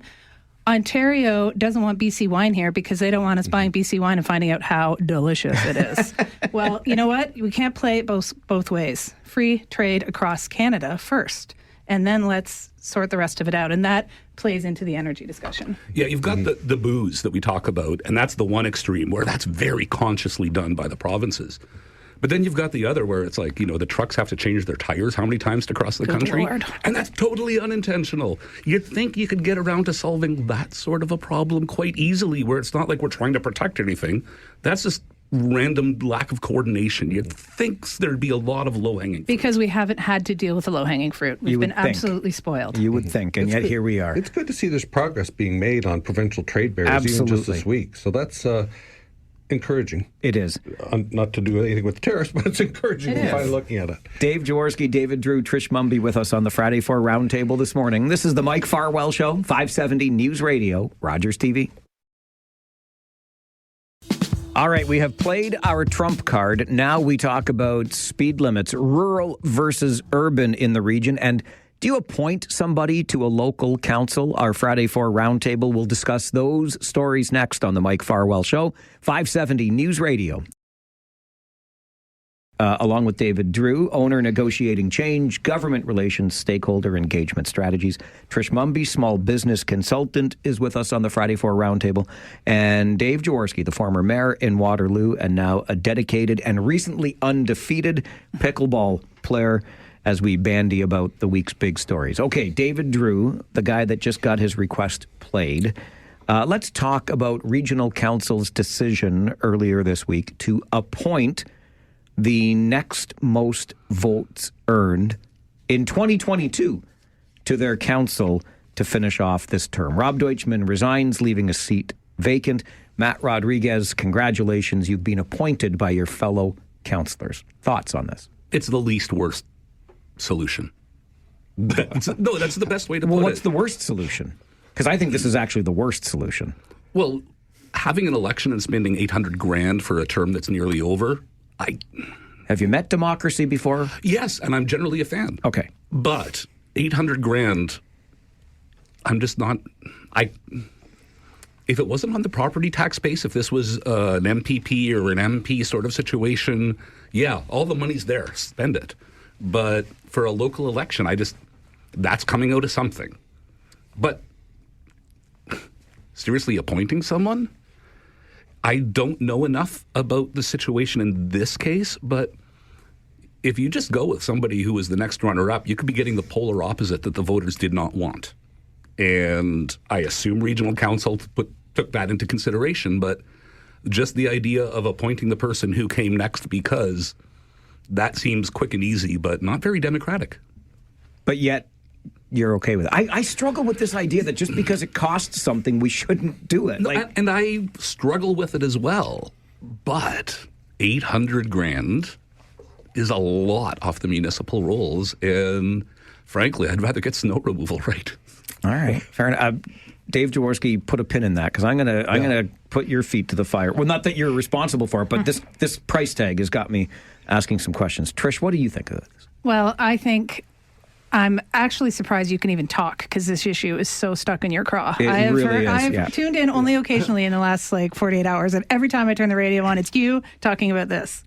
However, you are a bigger fan of democracy than I am. I don't think democracy is perfect. And if this is allowed. This is in the municipal I know, which rules, is part right? of the problem. Well, and if we just keep saying it's okay, like then David Drew run for over office here. and change it.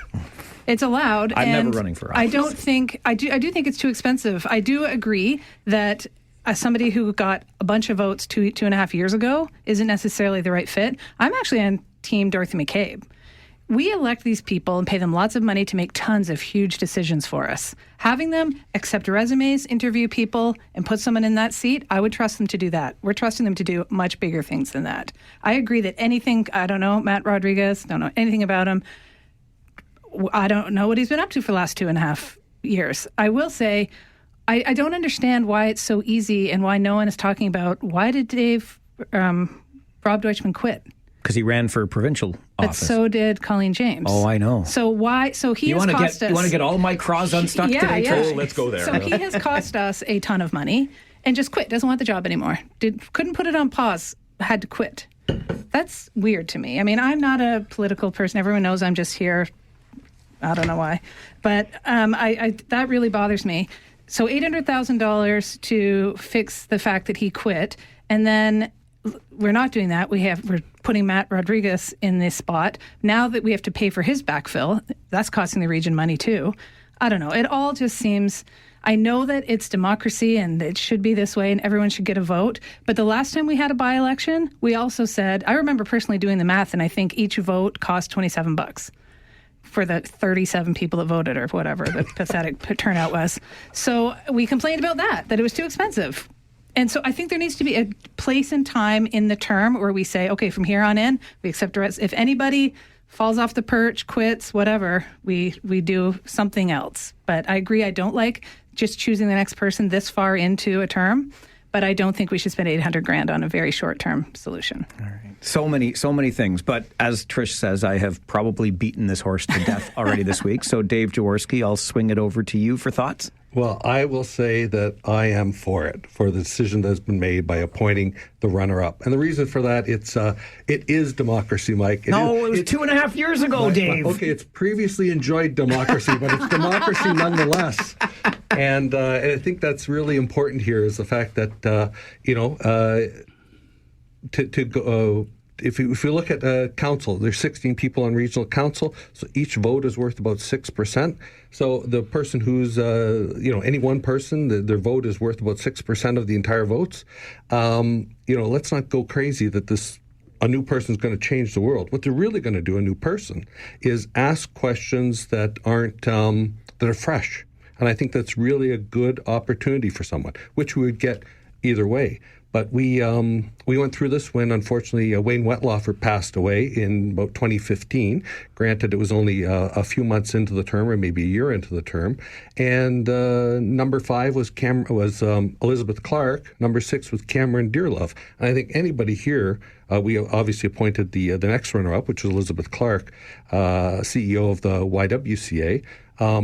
They're wonderful people. When you have a full slate like that you did in the City of Kitchener for regional council and other regional council areas, you have a nice slate. You're getting the real go-getters to the top.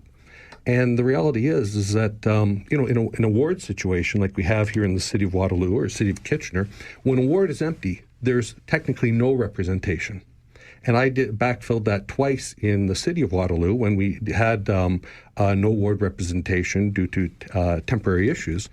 And, I was able to do the backfill.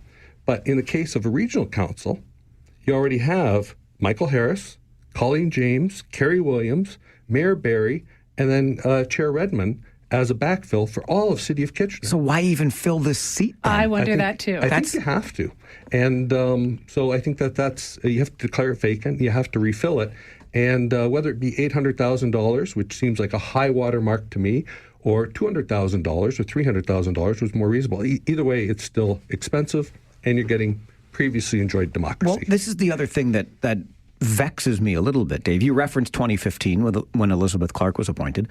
The estimated cost then for the by-election was $150,000 to $275,000. It's pretty wide range there. Yep. But how the hell did we go from $150K to $800K for a by-election in 10 years? Give me a break. Where do these numbers come from? Well, I didn't investigate this, but some of the things that come to mind is the voters list. So the voters list back in 2014-15 was relatively fresh. It was 6 months old, 12 months old, probably still fresh. What they might have to do is rebuild the voters list, and that would be an enormous amount of money. And because otherwise, like I said, the $800,000 sounds like the high watermark. And it's the City of Kitchener who has to run the election, not the region of Waterloo, because it's the lower tiers who run all the elections. So we have all the election equipment and the expertise in that. So the City of Kitchener would have to run the election. So you'd probably have to rebuild the entire voters list for all of City of Kitchener. And that's probably where the expense comes from. Really? We don't have computers that do this? Well, why we got are we computers also running guessing? our cameras in the studio today. We can't rebuild a voters list? Well, you have MPAC, which is our Property Tax Assessment Corporation. They're the ones who are responsible for the voters list. But as you know, they've been under challenge for many years now because they haven't been able to upgrade the assessments. So I bet you a lot of it has to do with the rebuilding of the voters list. Maybe not, speculating, but either way, it's hundreds of thousands of dollars. Wild. I just want to come back and thoroughly disagree with Trish on one thing. Oh, great. No, I have 10 times the respect for Rob Deutschman for resigning than I do for Colleen James for keeping her seat. And it's just because, hey, you want to move on to something else? Have the courage of your convictions. You don't want to be a regional councillor anymore because you're horny for higher office? Go do that. But don't leave the also-rans behind and pretend you still give a rat's ass about them. But this is what is going, if everybody's going to do this, if this is the new, well, it's fine, run for office, sit in that chair as long as you like, but if something better comes along, take it. It's going to cost taxpayers almost $1 million every time that happens. It's not acceptable. Yeah. You ran for that job, you should love that job. Exactly. That is the problem we need to solve, not what we do. Oh, we could go on and on and on. I want to, because I'm so passionate about this, but we'll come back to it another time. Because I think the only problem is, like, if I wanted to go work at another radio station, I can. This is one of the problems with, democracy being so beautiful. People like me who are not this passionate about it and are not this deep into it just look at it and go, I guess I'll go vote, but they can quit anytime if they get a better offer, so this is freaking stupid. Yeah, you're doing a career. Politics should be public service. Yes, fair, but you can't help the timing. And if the provincial election comes around midterm while you've already been elected to municipal office, how can you say to somebody, no, you can't do that? To me, the better equivalent would be you're volunteering at one place and you quit for a better volunteer gig. You're breaking a commitment. You're not quitting a job. I don't disagree. I struggle with it generally. You're right, because you are breaking that commitment. Nonetheless, we will move on and talk about rural speeds versus urban speeds. What a mess we have got on Lobsinger Line, eh? Holy Hannah. The Friday 4 Roundtable continues. It's the Mike Farwell Show, 570 News Radio and Rogers TV. Our Friday 4 Roundtable, Trish Mumby, Dave Jaworski, and David Drew with us in studio. We were having a couple of laughs during the commercial break at my expense, because this week has been an interesting one on the show. Some of our regular loyal listeners have different interpretations now of who and what I am. Mike, you suck. That was one, and the other... It's the reasons that Mike Farwell is stupid. And yet, these lovely people, Dave Jaworski, David Drew, and Trish Mumby, spend time with the sucky, stupid guy in studio here on the Friday 4 Roundtable.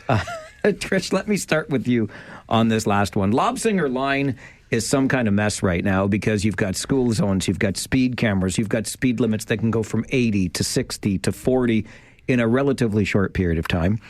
Woolwich Township Council is asking for a rural roads speed limit, different from urban roads. What do you think? Are we onto something here with this idea? We absolutely are. Thank you. Yes. One size does not fit all. And maybe that's part of our obsession with democracy, that we just like to make everything fit and follow some rules, but it doesn't. And there are other regions. Like I think in the Windsor-Sarnia area, there are different rules for rural roads. And it just doesn't make sense, especially in such a busy place where you have trucks, you have gravel trucks, you have vehicles that can't stop on a dime. And it's often used as a detour when there's traffic coming from other places. You've got farm equipment. Like, people have to pay attention, of course, but when there's constant signage changes too. And the other one-size-fits-all thing that happens with these school zones is school's not year-round. So it doesn't make sense to people. People don't follow the rules. Some people do. Crash, crash, crash. It just doesn't make sense, and we have to apply some common sense. Common sense, Dave Jaworski. You've sat on regional council before. You've heard the back and forth between our township mayors and our urban councillors. What do you make of this? I think that to leverage what's already been said is context is everything. And I think the context of, say, for example, the city of Waterloo schools is pretty homogenous because we have school crossing guards, we have parents coming and going. They're essentially all walkable schools. And there's lots of pedestrian things going on. It's tight, and everybody's in a hurry.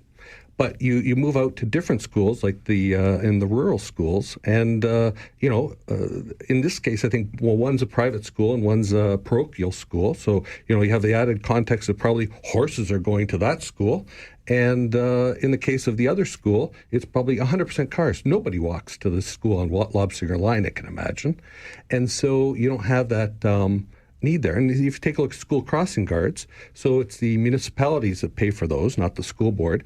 But some have 0, some have 1, some have 2. Context is everything, and it's important for that. But what I think is really the trump card in all this of why there needs to be differentiation. What's a better word? Yeah, I don't think you can say that anymore. No. What's a better word? What's the... you owe me some tariff. Yeah, okay. What I think is the real gotcha here is the fact that we have those what do you call those limits where if you drive too fast, stunt driving rules here. Sure. And it used to be 150 kilometers an hour, and then it became 50 kilometers an hour over 80 and 40 kilometers an hour over under 80. So what you have there is essentially if somebody's driving 80 on Lobsinger Line and then they hit the 40, even if you're driving 80, you are now a stunt driver because you're driving 40 kilometers over the limit. Well, you'll have to ask Chief Mark when he's in here, but I don't think police really enforce dumb rules, right? So they're not going to take every vehicle off the road and charge them with stunt driving, which is $2,000. You lose your license for a year, and your car is impounded for half a month, right? So you're going to have to probably change the limit to maybe be 60, because 60 plus 40, now you have to be going over 100 to get a stunt driving charge on Lobsinger Line. But right now, anybody who's just driving 80 at midnight on Lobsinger Line, they're going to be... in July. In July, they're going to be stunt driving. It's interesting. WRPS might make the distinction. The speed camera will not. I can promise you that. David Drew, thoughts? Of course it's different. I mean, of course you come to me last on this, so all I've got to say is, of course it's different. Like, of course. But how did we even get here then? Well, that's so obvious. Well, that's the interesting question, because you've got Woolwich Council now sitting there saying this, and now they're going to talk to Wellesley and Wilmot about it. And where were these people when these rules were coming in? Nobody sort of visualized. Well, I guess to be fair, Woolwich has the mayor on the regional council. So does Wellesley, so does Wilmot, so does North Dumfries. But all I'm saying is, City of Waterloo, they've got a few people covering the gamut. Gotcha. Whereas for Woolwich, they've got this huge territory, and maybe it's a bit harder for the mayor to figure out what the impacts are going to be because it is so disparate. She might have been thinking, hey, this makes sense in Elmira. I don't know how we got to this place, but I'm glad we're fixing it because it makes sense to fix. I think maybe, just maybe, everybody got their eyes glazed over by dollar signs when they started talking about 175 speed cameras. So maybe that's just me. I don't know. I think it's more just, won't somebody think of the children? And generally, when you're talking about saving children's lives and making children safer, nobody really wants to stand up and say, we don't need that. That's fair. That's absolutely fair. Well, I think speed cameras are something that we implemented when I was on regional council. Curse you. And it was for the most egregious areas. So in the City of Waterloo, it was Keatsway Public School, which is on an arterial road. It has a school crossing guard. It has the playground is right next to it on the road. It has the daycare center, which is right on the road. It has parents coming and going all the time. And in my view, at that time, it was appropriate there. It wasn't necessarily that we were going to have one everywhere. Not like we're going to have the school crossing guard everywhere and that. It was for that specific use. So I think that maybe it's now has a life of its own. It certainly does. They are very, very expensive toll roads. 175 cameras is about 173 too many. Okay, 168 too many. Anyway, we got to run. It's been so nice to see you all in studio. Thanks for the time that you've given us, and enjoy the lovely weekend ahead. Thank you. Yay. Thank you. Have a great weekend, sir. David Drew, Trish Mumby, Dave Jaworski with us. The Friday 4 Roundtable on the Mike Farwell Show, 570 News Radio and Rogers TV. An excellent discussion around the Friday 4 Roundtable today. The guests in studio, it was like a party in here. And that's what Fridays should be. So how about this? Your invitation is now cordially extended. Join the party. The next hour is a wide open hour of open lines so you can join the party. Free Phones Friday on the way here on the Mike Farwell Show. This is 570 News Radio and Rogers TV. Fridays also mean free phones. I wish that meant I was giving you a free phone, but it doesn't. It just means the phone lines are open to you, okay? Noon until 1. Free Phones Friday, every Friday. 519-570-2545, star 570, or 1-800-570-5715. Right to it we go, and we start with Kyle. Good afternoon, Kyle. Good afternoon. Happy game day. Go Rangers, go. Game day, baby. I'm not going to be loud because I want to keep your hearing for a little bit longer, you know. So. Thank you. Appreciate you. Thank you. And also, I love the roundtable. It was feisty. It was pretty feisty, eh? Yeah. You know what, though? I loved it. I think it just shows that everybody has great points, and, you know, we're all fighting, and, you know, I'm going to use this word democracy. I mean, it's nice to have a democracy. We can have, I guess, is it 5 of you guys around the table? Is it 4 guests and you, or is it 3 guests? It's 3 guests and me. That's how we come up with 4. 4, okay, yep. So it's nice to see the 4 of you guys all come together, arguing in a nice, friendly manner, but you're also just trying to find ways to improve Waterloo region and obviously our country. So I just want to give a shout out to how well the roundtable was, and I love the feistiness, and it kept it exciting. So I tuned in for the whole thing.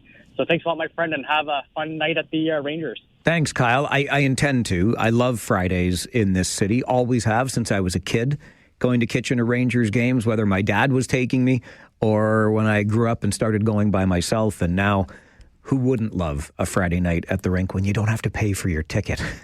It's pretty great.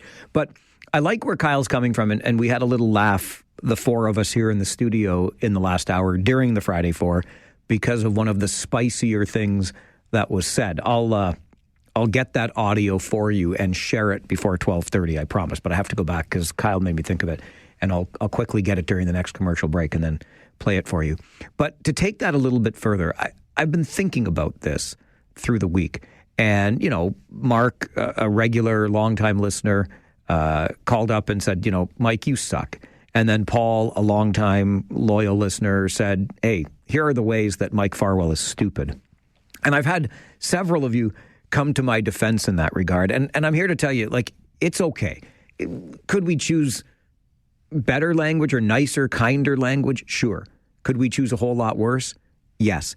And I really think, I hope that serves as a bit of a reminder, because I struggle sometimes with sort of where we're at in this world generally when it comes to either dishing out or receiving criticism.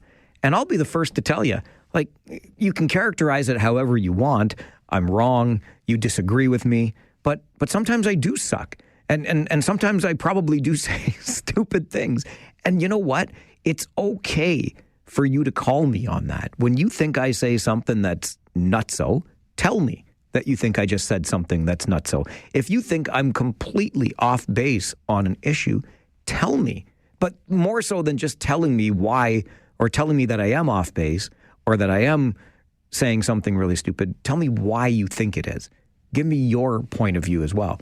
Because I honestly worry that we have entered into an era of our evolution as people where we are so loath to criticize or accept that criticism. You're not perfect. I hate to be the one to break that to you if you've grown up thinking that you are, but you're not. Neither am I. And so I'm honestly okay with it. I appreciate anybody that has come to my defense on this, but honestly, this show should be a free exchange of ideas. Can we choose nicer language than sucky and stupid? Sure, but we could do a whole lot worse. And I'm okay with it. I really am, because that's what I want the show to be about, an exchange of ideas. You tell me yours, I'll tell you mine. Paul, good afternoon. Good afternoon. After all that, at some point in my comments here, I'm going to have to include the words stupid and liar. Okay. I just watched the latest Liberal announcement of their next attack on legal firearms owners, and I'm going to say liar when you use American statistics to try and back up what's going on in Canada. We can't really import U.S. gun crimes and say, oh, these apply to Canada as well. And yet that's what the Liberal spokesperson was trying to do. And then we had the likes of Brian Larkin, our own former chief of police, Brian Larkin, up there saying, when they were trying to justify why this so-called gun buyback program hadn't taken place yet, Larkin pointed out that, listen, there are over 2 million legal firearms owners in Canada that we have to arrange to seize their legally acquired guns, so it's going to take some time. Was that a direct quote there, Paul? Please be careful. It was. He said there's over 2 million legal firearms owners in Canada that we're going to have to contact to take their guns away from them. Okay. That's what he said. Okay. Okay. The one thing that was really, really shocking, out of all the firearms that are available in Canada, these so-called military-style assault weapons, the one that is exempt is a Russian SKS, semi-automatic, center-fire, magazine-loaded rifle that Paul, was used on the battleground. That one was exempt. Okay, and that Paul, was exempt. Can you do me a favor, please? Make this matter to the people who are listening to you today. I don't think anybody cares about the ins and outs of a Russian-made rifle, okay? So make your point matter to the people that are listening today. That one was exempt because that... It doesn't matter. It doesn't matter. It's a gun. Make this matter to the people listening today, Paul. Please. Well, if you stop interrupting, I would. I'm interrupting to ask you to make it make sense to the people listening today. They exempt a true military assault rifle from the list because that's the favorite of the of indigenous hunting community. It's an inexpensive rifle that there's thousands of them used by the indigenous, but it is a true military field weapon that they exempt. And your point is they are currying favor with our indigenous community. Of course. Okay. There we go. We got to a point. And as a legally registered firearms owner, Paul feels continually under attack by the policies of this current Liberal government. I get it. I get it for sure. It's a Free Phones Friday here on the Mike Farwell Show, 570 News Radio, Rogers TV. Speaking of quality radio, Annette seems to think that we have exactly that here at the station.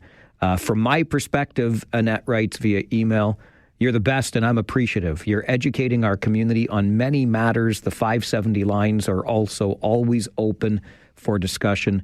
Biggest thanks. Enjoy the weekend." One of the 44 listeners. Annette, bless your heart. Thank you for that. It echoes an email from Jason earlier today. "Mike, in light of the current global climate, it's refreshing to focus on a more positive topic. I wish to extend my appreciation to all hardworking Canadians today. It's National Employee Appreciation Day today. Keep working, buying, and appreciating local Canadians. Keep up your hard work and all your efforts. Your 42 listeners really appreciate you." I went from 44 listeners to 42 in an awful hurry there. But Jason, thank you for the email too. Love hearing from you in the inbox, and I love hearing from you on the phones. It is Free Phones Friday, after all. Al, it's your turn. Good afternoon.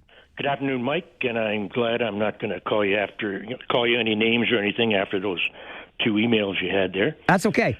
I just would want to calling in to thank the one of your members on the round table, and I didn't get her name. Trish Mumby would have been the name. Yeah, Trish, when she put the words in my mouth. When she suggested or called and said, it was stuck in your craw. Oh, that's right, because Al, you called in earlier this week and said, forget it, they're doing the right thing by saving the money and not having a by-election. You're right. Yep. So you're right, Mike, and she, and there she's not, so I'm not the only one. No, you're definitely not. Here's that. And by my count, I haven't got an official count or anything, but I think you're losing on this one. Al, democracy democracy does have winners and losers. You're right. So I'm the loser this time. Well, I wasn't going to call you any names. That's okay. It's okay. The other thing to find interesting, and there, all week I haven't heard any, and I haven't listened all the time, but I've heard nothing on the strike by our regional workers. You know what? Thanks for that reminder. I was thinking about it coming in today. I'm trying to figure out if I'm a regional worker and I'm upset with my employer, the regional government, 150 Frederick Street, right? What the hell are you picketing at the airport for? Oh, because the airport is where people go and you can have the biggest impact. I got it. Al, the strike continues. The best I can tell you on that front. Terry, you're on Free Phones Friday. Hey, good afternoon, Mike. Paul brought up Brian Larkin. When he was on your show, didn't you refer to him as Richie Cunningham? Yes, that was a nickname that he was given when he was a young police officer because he looked very much like Ron Howard, a.k.a. Richie Cunningham. And you brought up a couple of days ago, you mentioned the Munsters TV show. I think it was yesterday. Yeah. Doesn't the current police chief remind you of Eddie Munster from the Munsters? Oh, my gosh. I hadn't thought of it, but now that you bring it up, I could see the case being made, sure. Yeah, they kind of have that same face. It's not a knock on the chief. No, it's just, there's your doppelganger. Yeah, okay. Anyway, why I'm calling is you referred to Mark as that he called you he said you suck. Aren't you happy that Ovechkin is going to break that goals record? No, I'm not. What? I've said this to you lots of times, Terry. My world, my hockey life as a kid, Wayne Gretzky was it, and he still is in hockey to me, and I don't want to see any of his records ever broken. That's hard for me. Well, his record for points assists will never be broken. That's pretty much out there. But when he retired at 894 goals, some 25 years ago or so, I never thought I'd live long enough to see that record be broken for goals. I think this is great. No, it's not great. I'm not going to live long enough to see the next guy break that record. I mean, he's going to do it this year probably. So I don't know what a big knock. It's great. I mean, when Gretzky surpassed Gordie Howe for goals, nobody said, "Oh, look, Gretzky's a bum. He's going to pass, Mr. Hockey, this and that." I never heard that. Everybody was happy for Wayne Gretzky to break that record. I just don't understand why the knock on Ovechkin. Whether you like him as a player or not, it's still a great accomplishment. I mean, it's a lot tougher to score goals today than it was back in, 30, 40 years ago. It's true. And it's not a knock against Ovechkin. I don't dislike him per se. I just don't want Gretzky's records to be broken. But great point that we didn't say that when Gordie Howe's records were being broken. And you can like this because you wouldn't see it again in your lifetime. I just don't. It's the Mike Farwell Show, Free Phones Friday, 570 News Radio and Rogers TV. Back to the phones we go. It's a Free Phones Friday. Gene, good afternoon. Hey, happy sunny Friday there. How are you doing this Friday? Very same to you, and I'm doing well, thank you. Awesome. Well, the opinion I wanted to ask you is, when Trump came up with these offers, and obviously the wonderful offer being 51st state, the instant response was... I wouldn't call that an offer, just for the record. I'd call it a threat. But when you talk to someone like that, to me, it's sort of like we're the hot girl next door, and he's that friend that the girl next door has had for many, many years that got really, really, really drunk. And then instantly went for marriage. And I think the counter-offer opportunity, while we have the ear of the Americans, and I think we do have their ear, I think Ford did a fantastic job of saying, hey, we got to do a Fortress Can-Am. But if Europe can get together with 27 countries to have one unified currency, one unified ability to work and create one big market, why can't our two countries create some kind of counter offer? Because we have a higher unemployment rate, we'll hire more Americans, right? And then we will have those opportunities down there. I just think there is a great opportunity there for an open market. And I really don't like the person down there either, just like a lot of others. But I still think that there is an opportunity to be had. That just saying no, go away, status quo is not going to be the same at the end of all this. All right, Gene. I think it is an open market right now. Millions of Canadians, Americans cross the border for work all the time. Free trade is there. I'm not sure we need it much more open than it is. How the Friday Four got so spicy, and more of your calls right after this on the Mike Farwell Show. Free Phones Friday, 570 News Radio and Rogers TV. It's also Free Phones Friday, noon until 1 every Friday. One of the other things we do on Fridays is our Friday Four Roundtable, and it really seems to have struck a chord today. Got a little spicy at times. I have 10 times the respect for Rob Deutschman for resigning than I do for Colleen James for keeping her seat. And it's just because, hey, you want to move on to something else? Have the courage of your convictions. You don't want to be a regional councillor anymore because you're horny for higher office? Go do that. But don't leave the also-rans behind and pretend you still give a rat's ass about them. I mean, miss a minute missed a lot, or in that case, missed 22 seconds. And that was part of our Friday 4 roundtable today. Let's get back to the phones on this Free Phones Friday. Francis, good afternoon. Good afternoon, Mike. You know, I think of you like a brother, but, you know, with this... I love the way you start that, Francis. I think of you like a brother, but, and now I know what's coming. We're talking about this election with the counselors and what have you. Personally, I think there's too many in there sitting. If I'm not mistaken, they're trying to fill a seat where there's 3 others for the same territory. Why don't we save some money, forget about the election, but also forget about putting somebody else in and run it with 3 people and save some extra money until the next election, and maybe we'll find out 3 can do a fine job without the 4th. Francis, I'm with you. I think that would be the least worst option here, for sure. Yeah. Absolutely. And as far as Trump goes, nothing is going to satisfy Trump. I go for it, put our trades, tell him what we're going to do, and not having him telling us all the time. You know, 3 times and you're out. All right, Francis, appreciate the call. I'm wondering if tariffs will ever be implemented, or if it's just going to be there for a day or two, and then he realizes that the stock markets are crashing and that his own citizens are going to struggle financially, economically, and so he pauses again and then keeps punting it another 30 days down the road. I don't know, but what an interesting time. And sadly, we're stuck in a situation whereby we kind of have to listen to what he says because he carries an awful lot of weight. Bob, you're on Free Phones Friday. Good afternoon. Hi, Mike. Hi, Bob. Hope you're having a good day. You know what? I'm having a rough day. I'm not going to lie, Bob. I got Paul all pissed off at me. I'm getting it from both sides around here today. I don't know what's going on. I'm going to make Paul even happier. Okay, perfect. A couple of reasons why you can't vote for Pierre Poilievre. He sounds too much like Donald Trump. He's going to give the tariff money to the corporations instead of the people that need help, too. How do you know that? Because you said it during the broadcast when he was doing an interview the other day.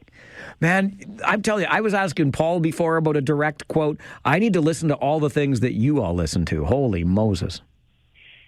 He's never said a thing what he's going to do to help healthcare, and the Liberal leaders have said they're willing to work with the provinces. And he keeps bringing up, he said that there's a woke agenda in the liberal left. I know Paul's going to get on me because I started there for a second, but that's fine. I really don't care what he says. Have a good day, Mike. All right, Bob. I will say this, objectively speaking, and I don't like attack ads. Like, I wish we would just focus on policy and what you're going to do if and when you form government or obtain power.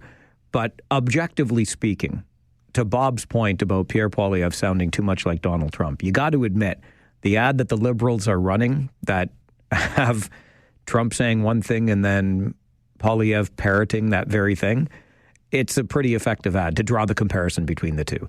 And given all the attention and concern around Trump right now, if I'm the Liberals, it's a pretty good place to put the opposition in the minds of voters. It's not a bad strategy. Grant, good afternoon. Yes, it is a good afternoon and good morning, right? It was a better morning than afternoon for me, yeah.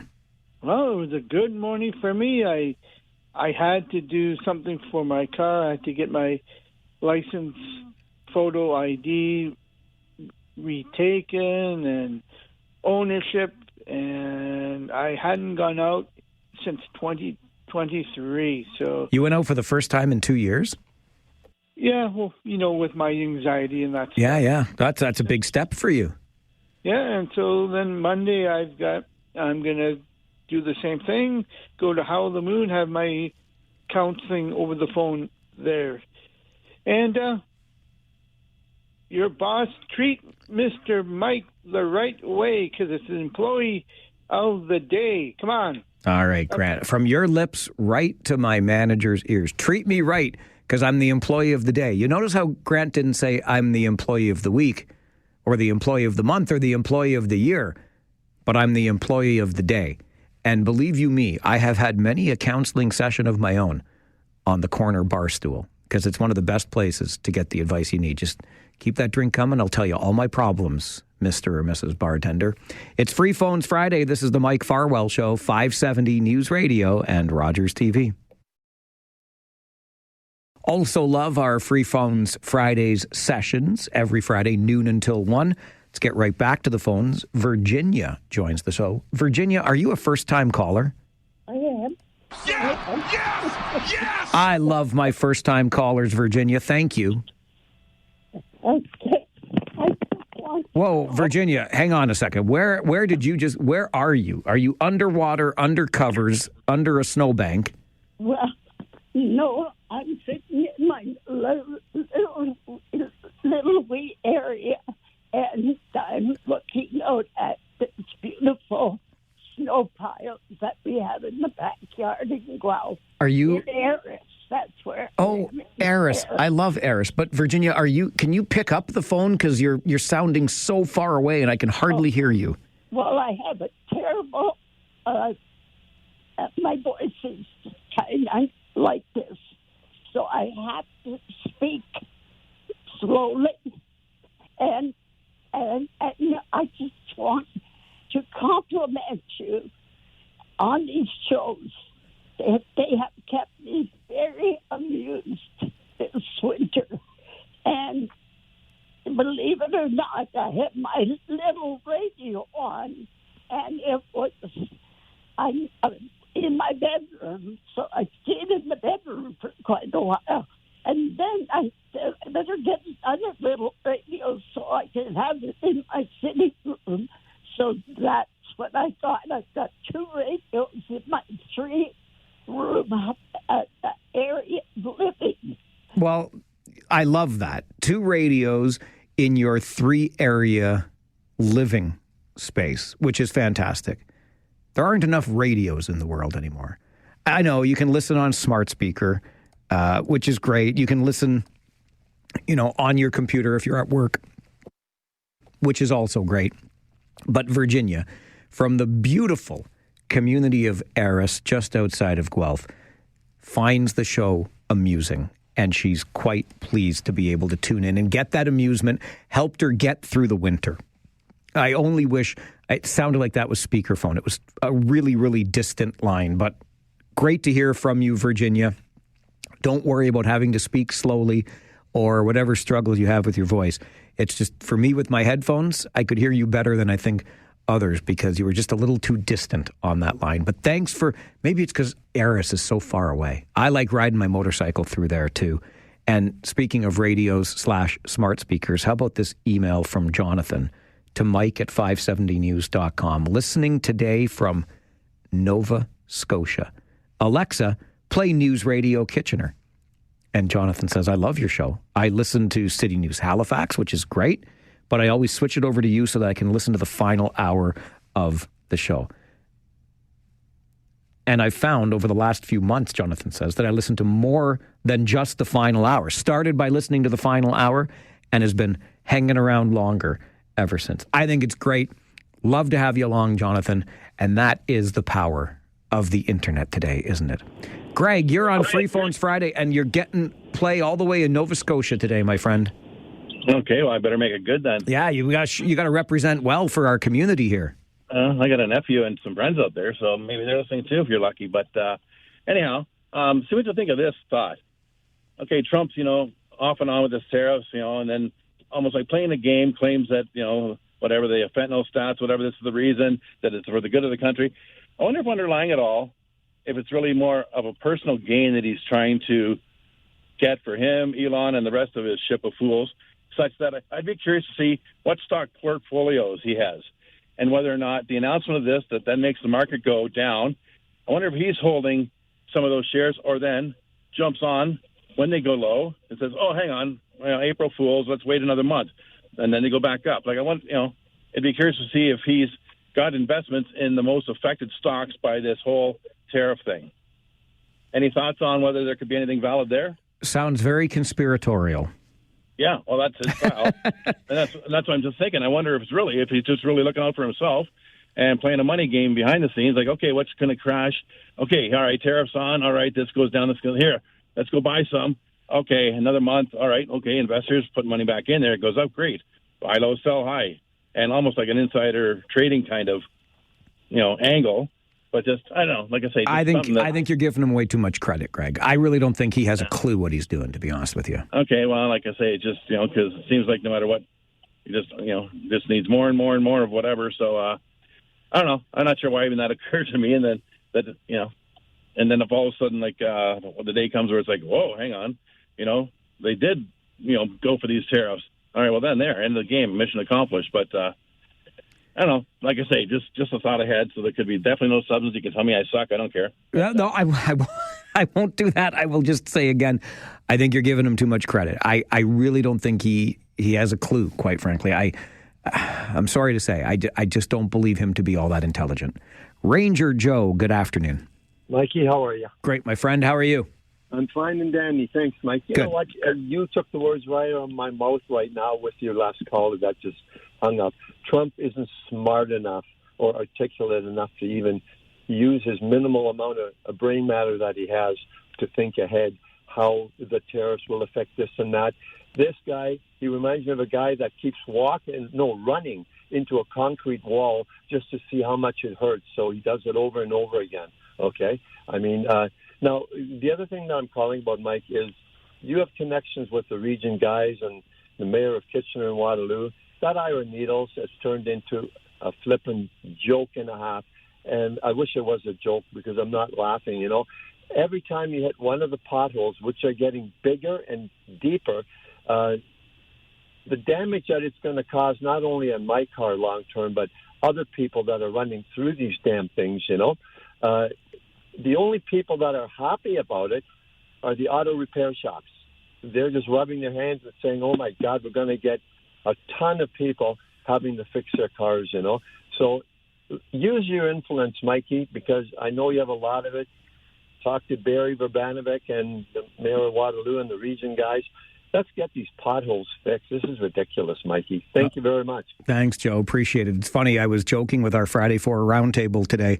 Dave Jaworski, the former mayor of Waterloo, among them during one of our commercial breaks. And I said the same thing about iron needles. Like, I'm going to have to start finding a new way to work. It is brutal. But the whole road is just a joke. The entire thing from the day it was first constructed has been a joke. I don't know how they have to redo the whole thing, and good luck shutting down such a major artery to get it fixed. It's a mess. I'd avoid it if I could, believe me, and I went through a pothole today that surely, if it rattled my fillings, it didn't do wonders for the undercarriage of my car, that's for sure. It's Free Phones Friday. This is the Mike Farwell Show, 570 News Radio and Rogers TV.